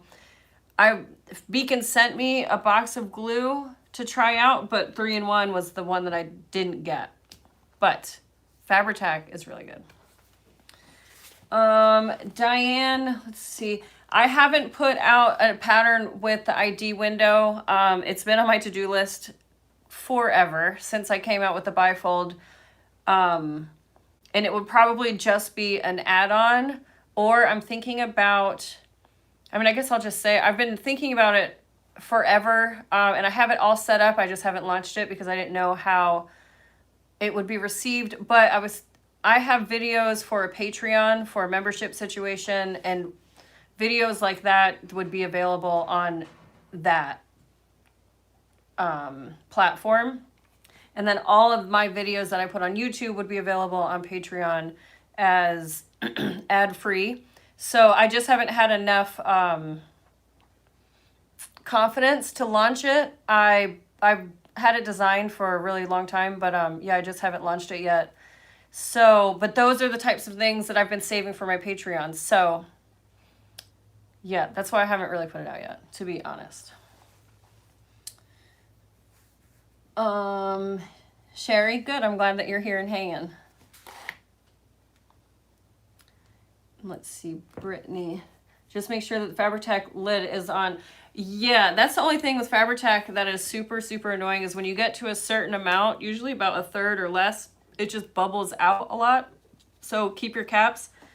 And they redid their caps. They used to not be this little snap-on style. I always lose my caps. But now they're just these little red caps, and I always break them. They split. But try to keep up with your cap, and then when your Fabri-Tac gets low, keep the lid on it because it will bubble out, and it's wasteful, and it's expensive. Susie, oh, maybe I will. Maybe I will. Yeah, I don't know. It's just one of those things. I don't know. Imposter syndrome. I think we all have it, but yeah, I've had it ready to go forever, and I just haven't done it yet. So I just need to do it. Jill and Letitia, no, I haven't launched it yet. I have it ready to go. I just haven't pressed the publish button, but maybe soon. Amy, yeah.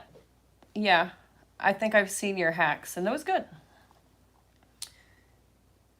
I put the large bottle into the small bottle. I can't control the big one. Yeah, Susie, that is a good way to control it.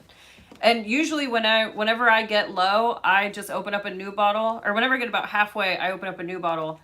And then when I get a little bit low, I just combine them so that I don't run into that issue. And I lose the caps all the time. So when they're full like this, it doesn't dry out. And the top will just dry over, so it makes its own cap. All right, I'm going to swivel and go back over to the machine.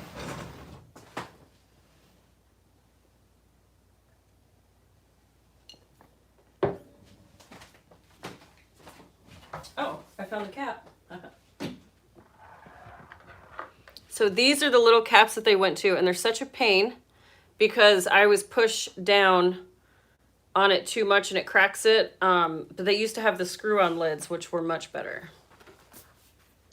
But I'm sure a lot more expensive for them.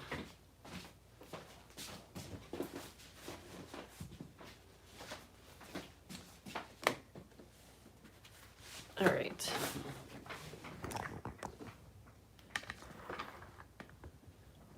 Whoa.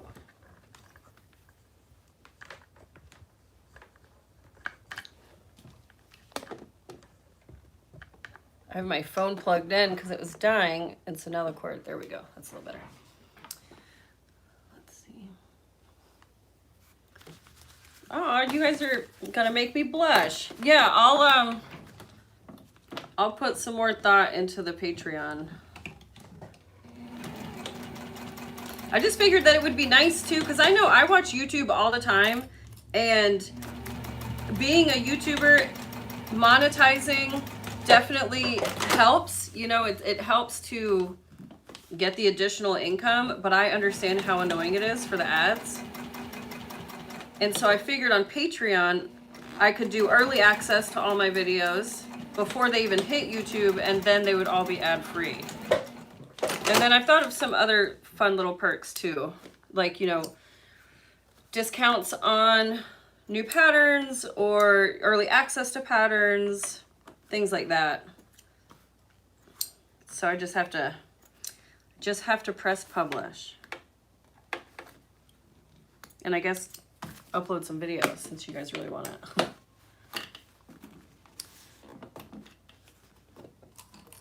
Mitch said you can put a wood screw in the top of those bottles, find one that can screw in tight. Oh, that's really smart, Mitch. It doesn't get stuck when it dries?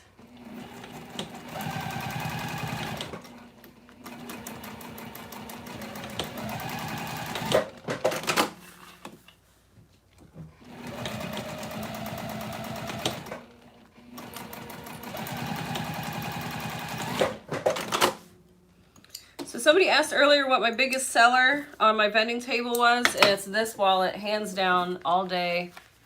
This is the hack off the key fob wallet. It's just a smaller version, but this is popular with men and women, or with anybody, any person, period, any human. And so, yeah, so it just has the 2 card slots here, and then under cash slot, or the cash, folded cash here, and then this. And I charge $25 for these. But when I vend, I make like at least 20 of these wallets. And this time I'm making multiples of lots of my colors because they sell out the quickest.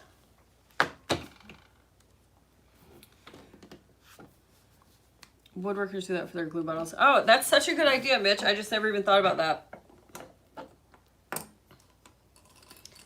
Yeah, Kimberly, it's kind of annoying, but like I was saying before, I mean, I use Fabri-Tac so often that I buy it directly from Beacon online, and I get the box of 12, which is expensive, but if you do the math, it's cheaper over time, and then I never have to think about it, and I never run out of glue, and I don't have to make a last minute run to the store.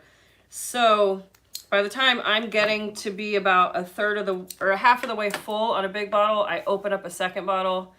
And then once I get down to a lower amount, I just combine them. And it makes it a lot easier. You don't have a lot of that excess goopy glue being wasted. I have emailed them about it, but it's just the pressure inside the bottle. And there's not really much they can do about that as far as I know.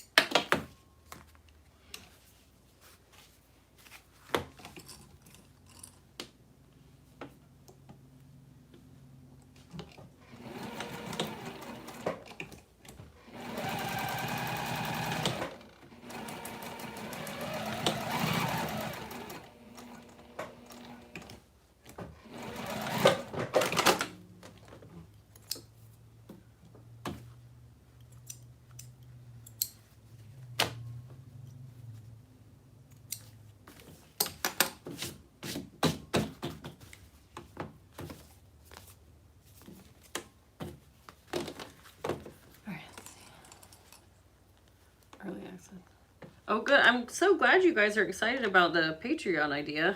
I don't know what's been holding me up on it. Being a scaredy cat. Let's see, I made that one when my son wanted the ID slot outside. Oh, Letitia, so that is a pattern that I made, or like, is a custom wallet, custom wallet that I made for a customer.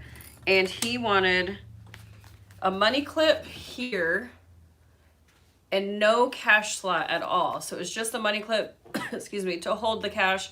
And then over here was these cool card slots, and then I even put card slots on the outside.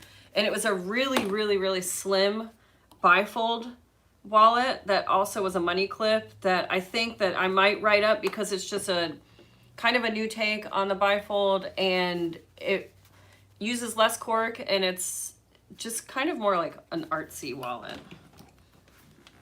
with having the ID on the outside and the card slots.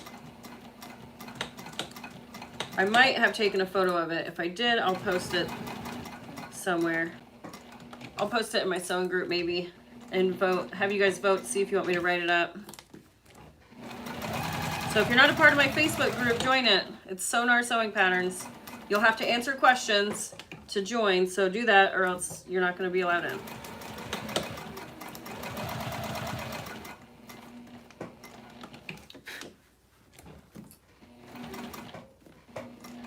What is in my...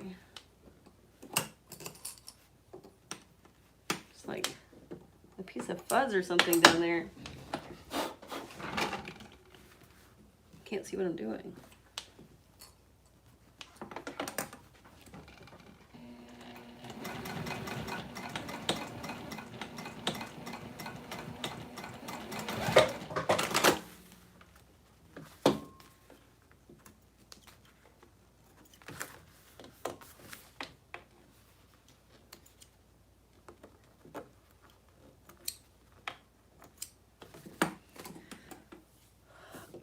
Mitch, go for it. Oh, good job, Janelle. I'm glad you won the fight. We will always win. Maybe. Not always. Susie. Hi, Nicole. Oh, yeah, I've been on. It's been 95 minutes already. Crazy. Yeah, right now I'm just finishing up 6 wallets. I just popped on because I'm home alone and it was quiet, and I thought, you know, seems like a great time to go live and hang out.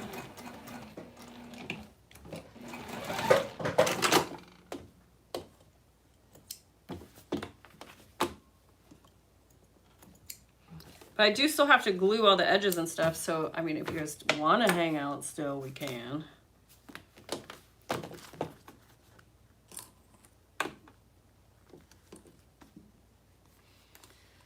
All right.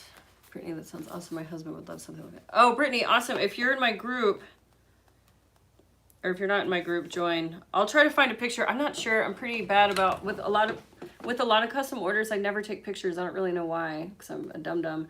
But I will post it if I have a picture. I'll probably just end up writing it up anyways, because it's just a cool wallet.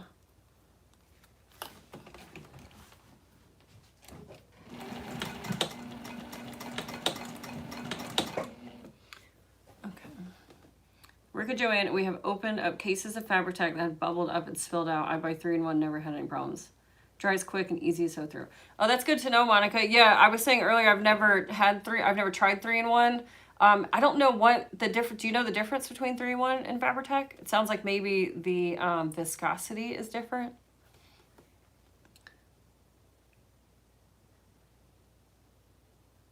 Let's see. Is cork easier to work with than vinyl?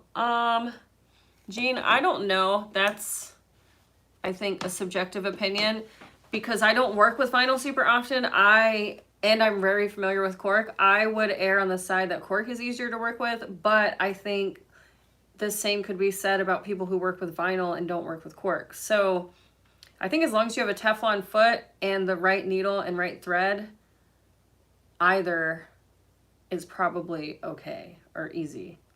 Personally, I think cork is easier just because it's smooth and vinyl can be so tacky and it gets stuck. Tisha. Oh yeah, that money clip was a little bit different than the one that I made for my friend, but it was a little artsy. Okay, Mitch, it looks like you backstitch one stitch. I've watched other people, they backstitch 3 or 4. So backstitching is just all that it does is it locks in the previous stitch so that if you were to pull on the thread, it's not going to come undone. So when I'm starting, so like for example, when I'm up here, I backstitch quite a bit because this is the highest stress point of the wallet with it being opened. And then this is another really high stress point. But so I backstitch, I tend to go just 1 or 2, but I'll do it multiple times. And then anytime I'm going over a card slot, I backstitch again 1 time. I think when I'm starting at the top of sewing, I backstitch a couple back and forth, but when I'm just sewing over a card slot that's in the middle of a seam, I just do it once just to lock in that stitch and give it some added stability.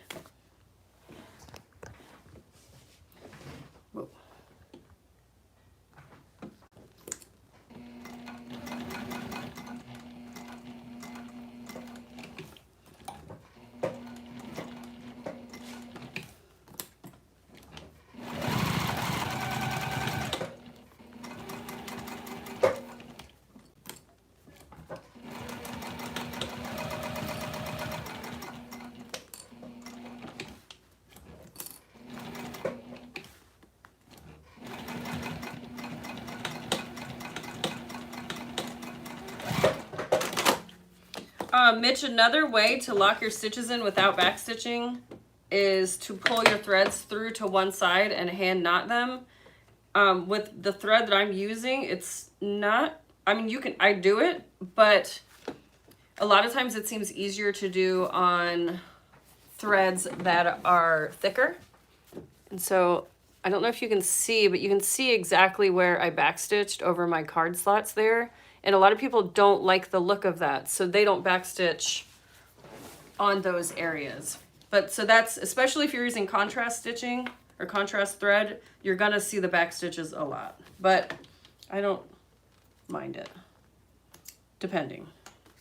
Sometimes it can make stuff look a little sloppy, especially if you're backstitching all like crazy and it's not in a straight line, which I have done before.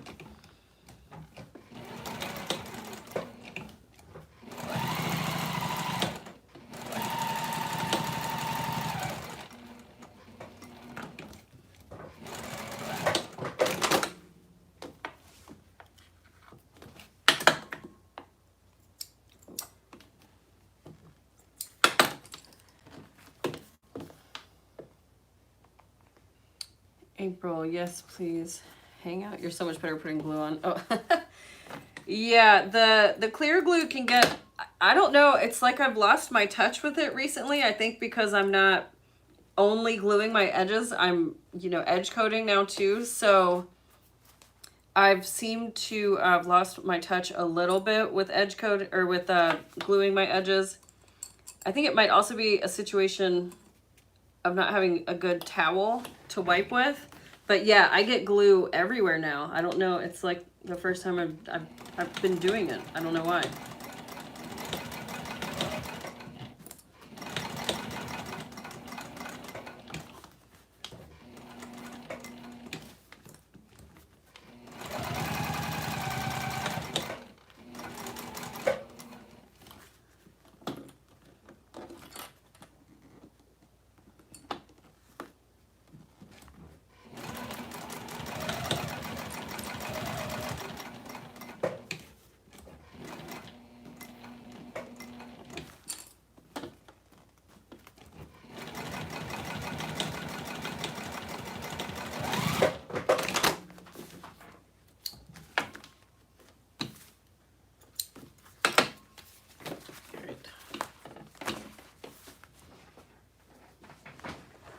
Swivel you back around.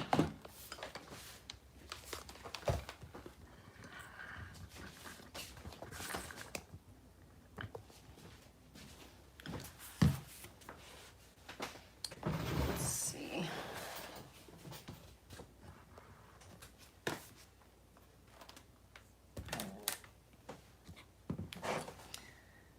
Karen said, I think cork is easier. I do too. Let's see, Keisha, I just bought your long wallet pattern paradigm. Oh, good. Thank you. Thank you for supporting and buying my patterns. If you have any questions, let me know. And be sure to check out the videos, the construction videos that I have on the channel. The paradigm is such a fun little pattern. I've got a whole bunch of those back here that I've made. They're just so fun to customize. And they're a perfect size, and the tall wallet fits in it.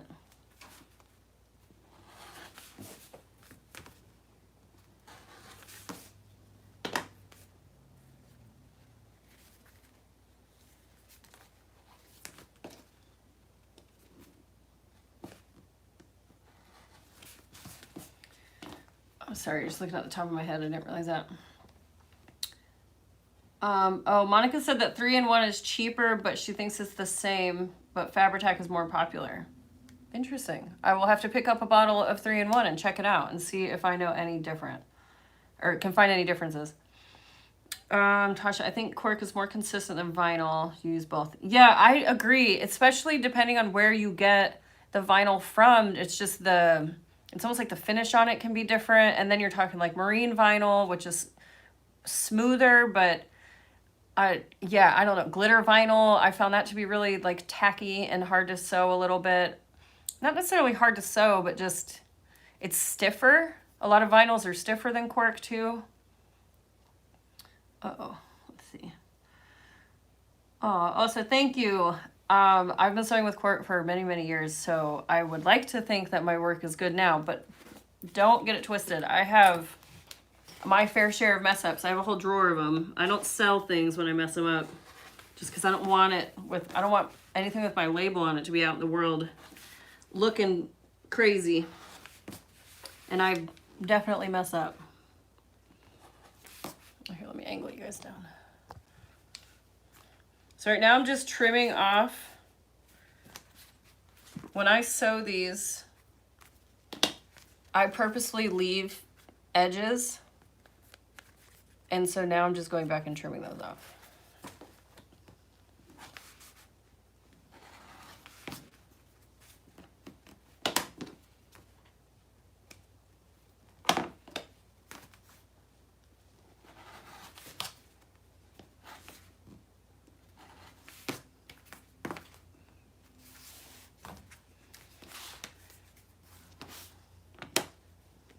Oh, good, Mitch. I'm glad that the back stitching helped my explanation. Let's see, Susie. Oh, that's awesome. Yeah, the trifold wallet is it's a trusty companion. I like the trifold too because it has the same amount of card slots as the bifold, but it actually has one extra under card area, which I think is a nice feature that a lot of people don't realize.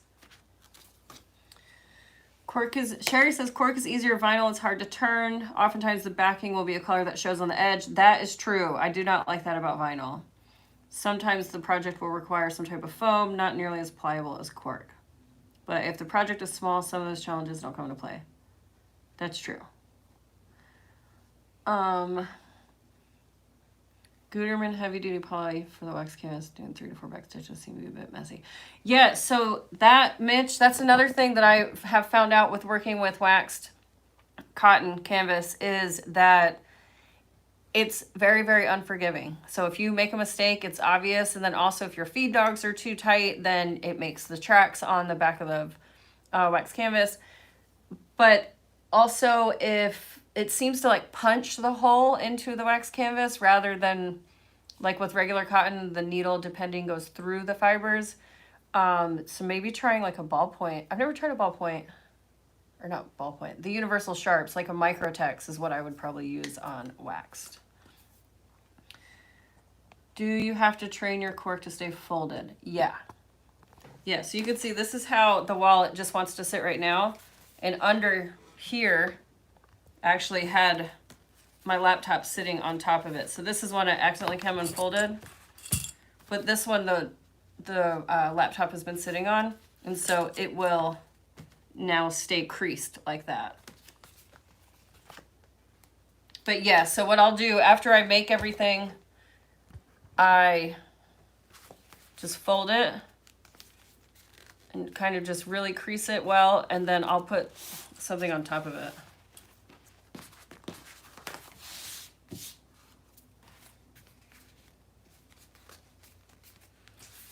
Like that. And then also the way that I store them before bending is they go into drawers, and I have them all next to each other, so they're folded the whole time I keep them stored. And so by the time I bend, they're trained to stay closed. But yeah, sometimes this stack I can let get really high. It gets a little precarious, but it's kind of like Jenga. Keep things interesting. Oh, Amy. You're gonna make me blush.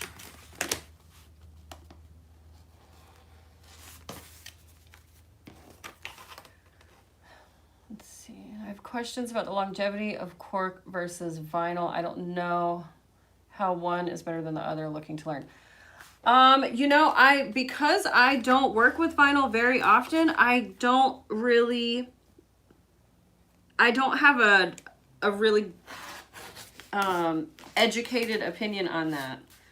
The only thing that I can say is that vinyl is plastic, most vinyls, and cork is a natural, you know, it's the bark of the tree, and then it has the backing on it. I know that cork, when it's being used consistently every day, like if a wallet's going in and out of a back pocket, it will wear on these edges, where I don't know if vinyl will do that, because I've only made one wallet out of vinyl, and I didn't carry it. I gave it away. So I don't know in terms of longevity. I'm trying to think if I know a maker that uses vinyl and cork. I'm sure there are some out there, but they would be the best person to ask about that. Or you can just try both and do a scientific, what do you call that? What you had to do in school, where you had to make the hypothesis and all that, the scientific method. You could do that, see what's more durable. But that vinyl has so many different variable properties that you would have to, I don't know, try the vinyl that you want to work with specifically against cork. But cork is not infallible. It's definitely a textile just like anything else. It will wear. It'll show its wear and tear over time. I just really like cork because it's a natural substance, and that's really big for my business and being more sustainable, and the fact that it continually regrows, whereas vinyl is plastic-based, polymer-based, and it's just more detrimental for the environment. No judgment, but that's just my own personal take.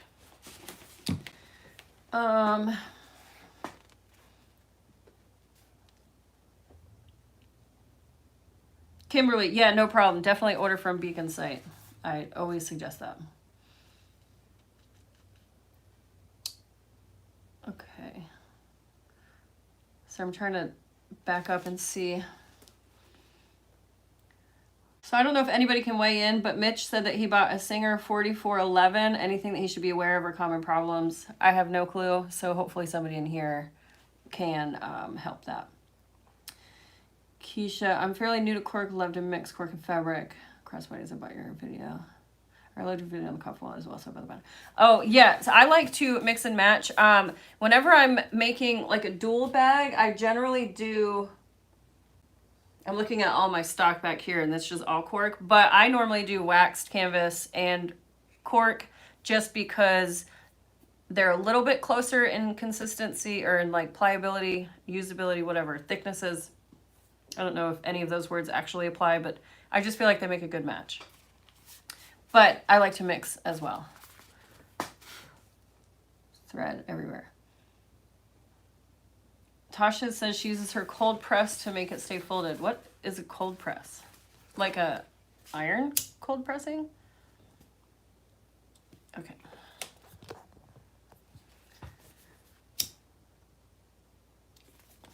Diane said, I'm worried about... Oh, no, Diane, don't be worried about wax canvas. Try it. It's fun to work with. It's just different. It's not It's just like taking on vinyl or cork, you know, it's just a different textile. But it's fun. You got to keep sewing interesting, right? And I do have a video of the things that I've picked up sewing with it, so check that out if you care. Susie, the daughter of a friend of mine, says she's really happy that it can be reused. Oh, good, Susie. Yeah. Well, that's good that that trifold is still kicking. So Ashley said that she uses both vinyl and cork and that she hasn't found a difference in the life or longevity of them. So there's a quick answer. And then Sin for Rest said, I made a vinyl and cork bag and the cork wears better so far, or by far. So yeah, see, so there's another opinion. I think it just depends on the supplier, because if you use cheap cork, then it's not going to last as long, because it's the cork, even thick or even expensive cork is not thick. I don't know. So here's the backing and here's the cork, and it is so incredibly thin. The layer of cork in and of itself is thin. So when you're buying from like Hobby Lobby or any of those big box stores, the cork layer that you're getting is even thinner than what comes on the quality cork. And the adhesives aren't the same, and they're probably not guaranteed to be environmentally friendly as far as the glue that they use to keep the cork and the backing together.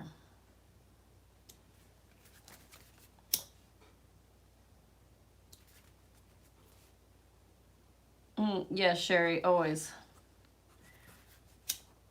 I'm introducing more and more cork to my customers, but I don't live in a high dollar market.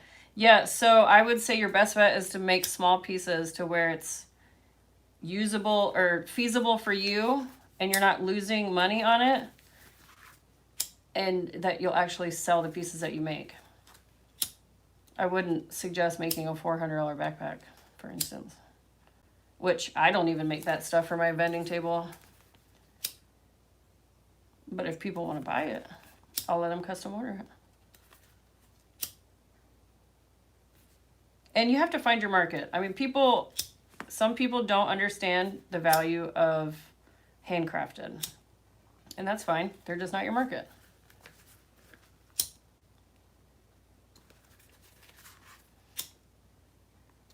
Let's see. Brittlicious, what are you making? I'm finishing up wallets. I'm just doing stock inventory buildup.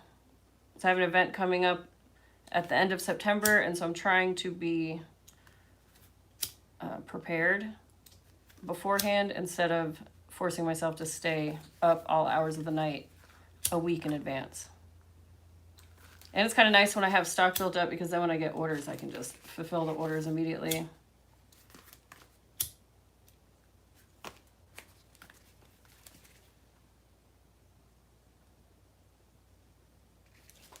Oh, Tasha, the cold press. Yeah, that makes sense. Definitely, it seems like a heat press with its long, or with its wide flat area would make a perfect way to train your pieces to stay closed. This is my cold press. All right, so now I just need to glue all the edges. This is one of the orders, or this is something that I made before I went live, and so I'm going to be doing, or gluing this too. But this is the checkbook holder with duplicate cover. If you're interested, this is a free video, or a free pattern on my channel.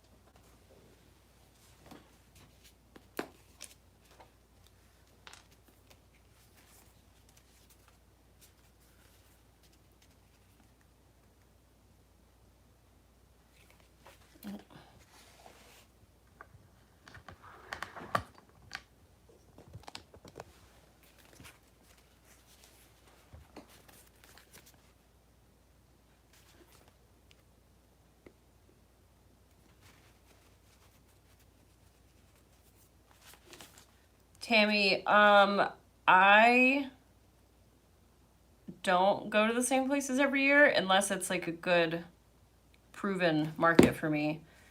My target market, and any of us working with Cork, if you're near Asheville, that is definitely a target market because sustainability is right up Ashevilleans' alley, and people in Asheville tend to have some money, so those are my favorite festivals, but unfortunately they don't have a bunch that I can go to throughout the year.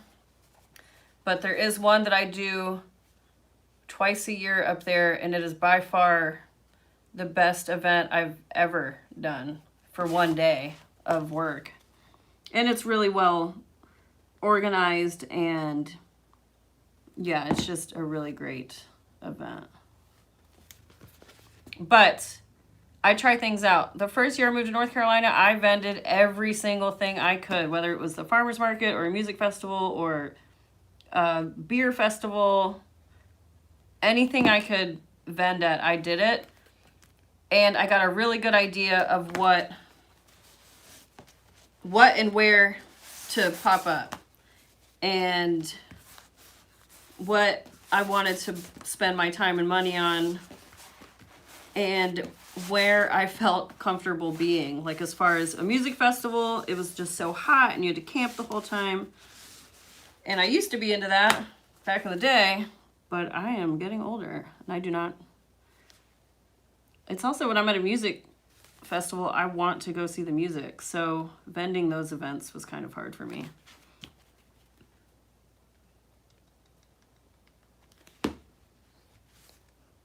And then this year I got into the Charlotte scene, which I had been applying to since 2019.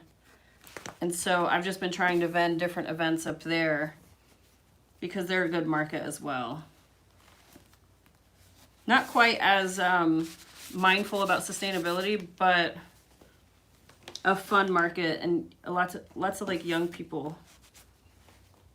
So it's been fun to get into the Charlotte area.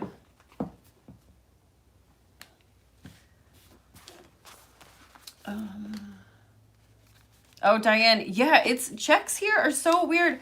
I don't know one person that carries a checkbook, yet I sell them all the time online. But if I make them and put them on my vending table, they never move. So I don't know who these people are that have checks, but they're out there.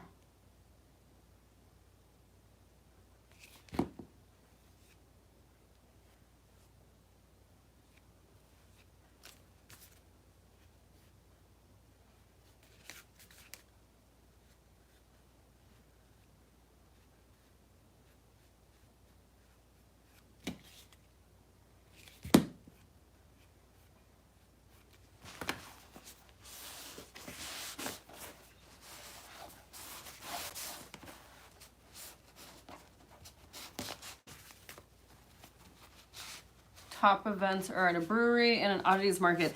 Yes, so beer festivals or breweries, they're generally a great hit. What I've really been trying to get into, or what I've been trying to find, is a good wine festival, because Cork, obviously, and then people drinking, obviously.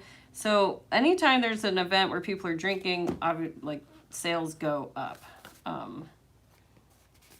So I like that idea. And I was accepted into a wine festival in Raleigh when I first moved here, but I can't remember why, but last minute I couldn't go. And then obviously 2020 was the dumpster fire that it was. And then I just haven't really, I've just been focusing on the Charlotte area this year. But yeah, I think a wine festival would be really great for cork makers.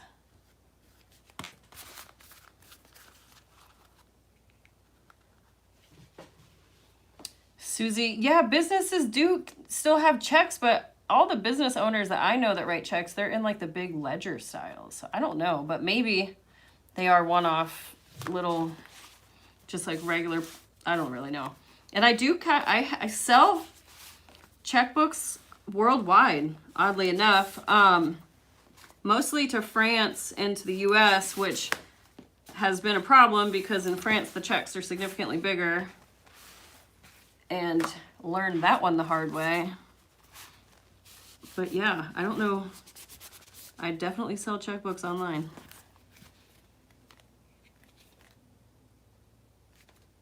Sherry, I can't really work and talk at the same time. That's why this has taken me almost 2 hours. Normally, I could make these wallets in, I don't know, 45 minutes.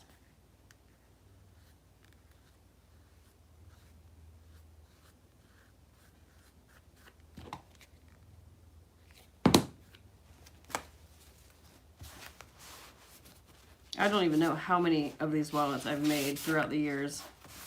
Probably in the thousands at least.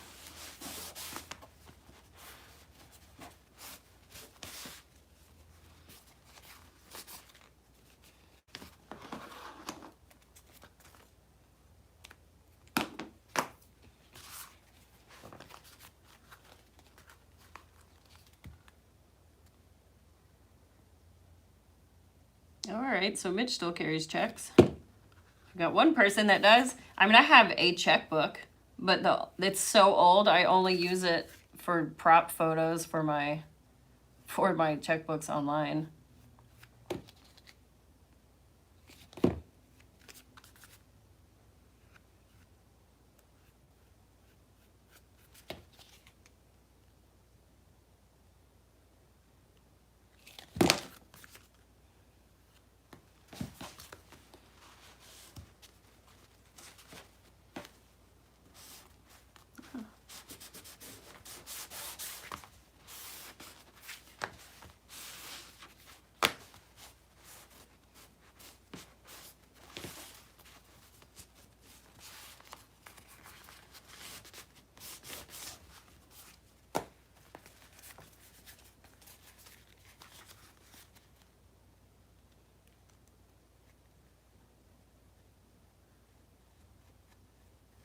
Oh, so we've got lots of checkbook holders out there. All right, I see ya.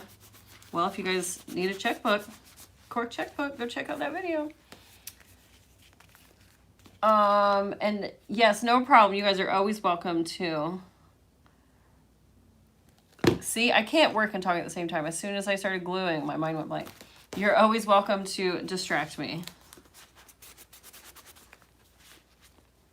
You guys are keeping me company too, you know?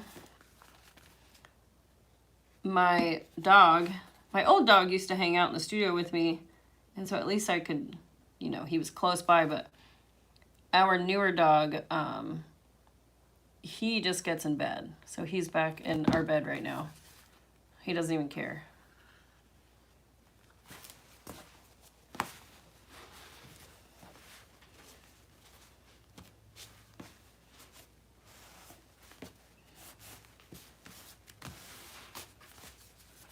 On these bifold wallets, I usually glue as I'm going through the steps.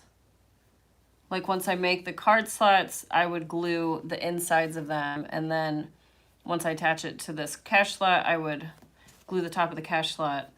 And I didn't today, but that's generally how I do it. I just find it easier. Gluing is definitely not my favorite part of the job. But it definitely adds so much protection to the edges.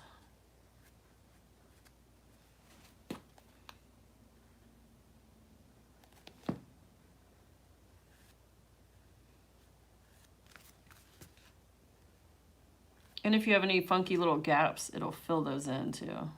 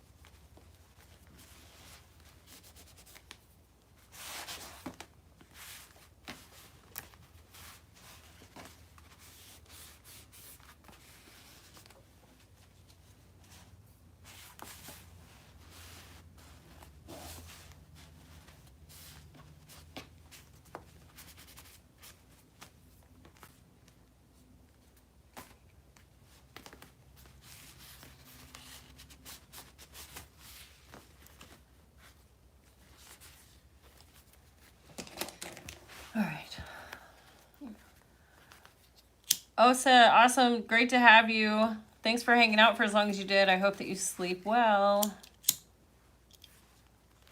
Let's see. You make me want to like making wallets. Yeah, I could live my whole life without making another wallet, but it pays the bills, literally, so.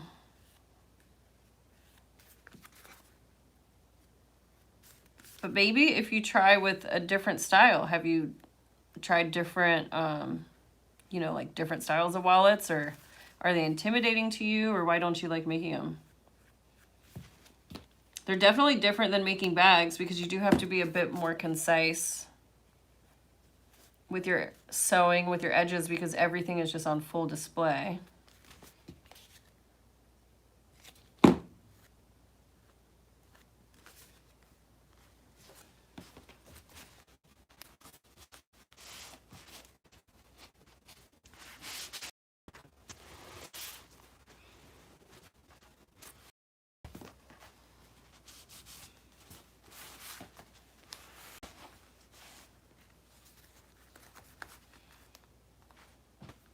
Would that glue keep the wax canvas threads at bay? I don't know, Mitch. I don't think so, because wax canvas threads are so thick, the fibers. I don't know. I've never tried it, but my guess is that it wouldn't for long. And a lot of glue doesn't even really stick to the wax canvas. Like when I'm trying to put zipper overlays, cork zipper overlays on the wax canvas, which is why I do that, actually, because the wax canvas does rip when you flip the pocket through. Yet a lot of times the glue won't even stick to it to hold the cork.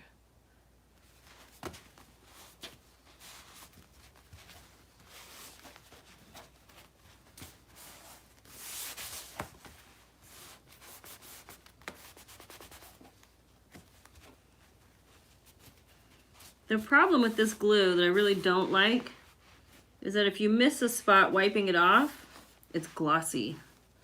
And I don't think a customer would really know the difference because most of the time they're not super familiar with cork, but like if you happen to accidentally wipe, it's going to leave a very glossy mark, which you could probably get off with nail polish remover, but use that sparingly because it will pull color off of cork too. One well-used rag? Yeah, this is just one of many rags. But it's also my husband from painting. That's his oil paints are all over it too. I mean, they're dried and washed and all that, but yeah, we tend to share art rags.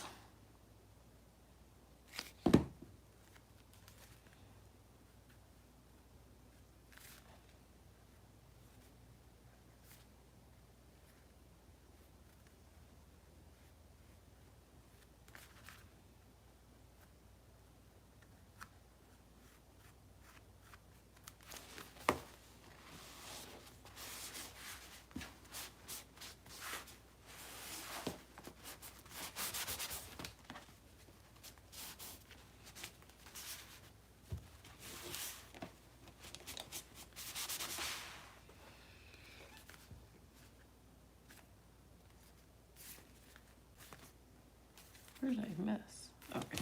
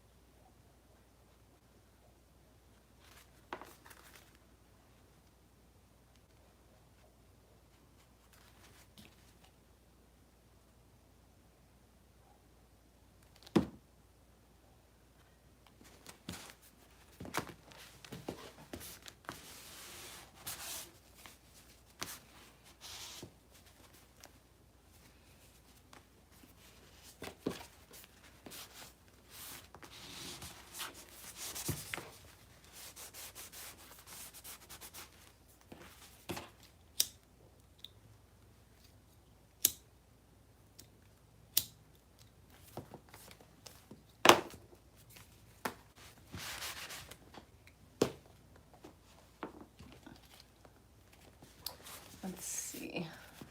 What is your favorite thing to sew? And apart from sewing, do you enjoy doing other crafts? My favorite thing to sew.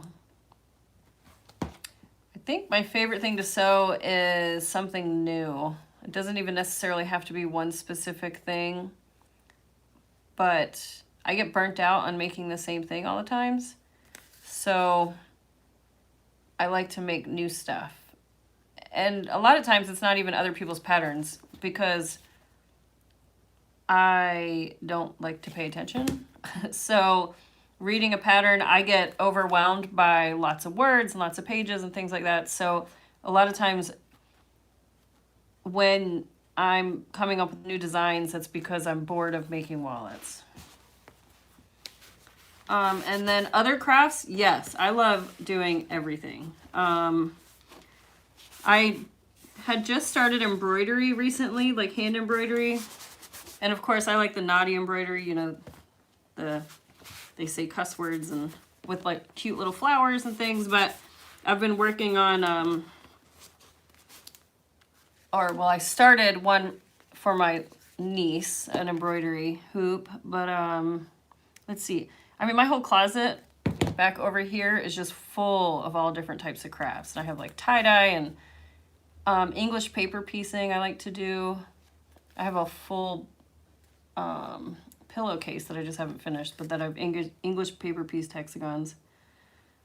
But yeah, basically anything. I love like wood burning and transferring photos onto wood and just any type of craft I'm pretty down for. Knitting, all that. My dream would be to one day open up a craft bar to where you go up to the bar, but instead of ordering alcohol, you order a craft that you want to do. And I provide every tool that you need, and it can be anything from building a birdhouse, like a small birdhouse, to making a beaded bracelet, or maybe sewing a little pouch, or hand sewing something, and then of course there would be food and beverage available as well. But that would be that's my dream, of opening up a business like that.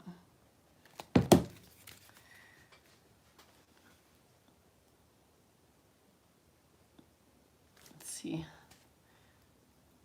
All right, Mitch, enjoy your day. Thanks for hanging out. I hope that you have a yummy dinner.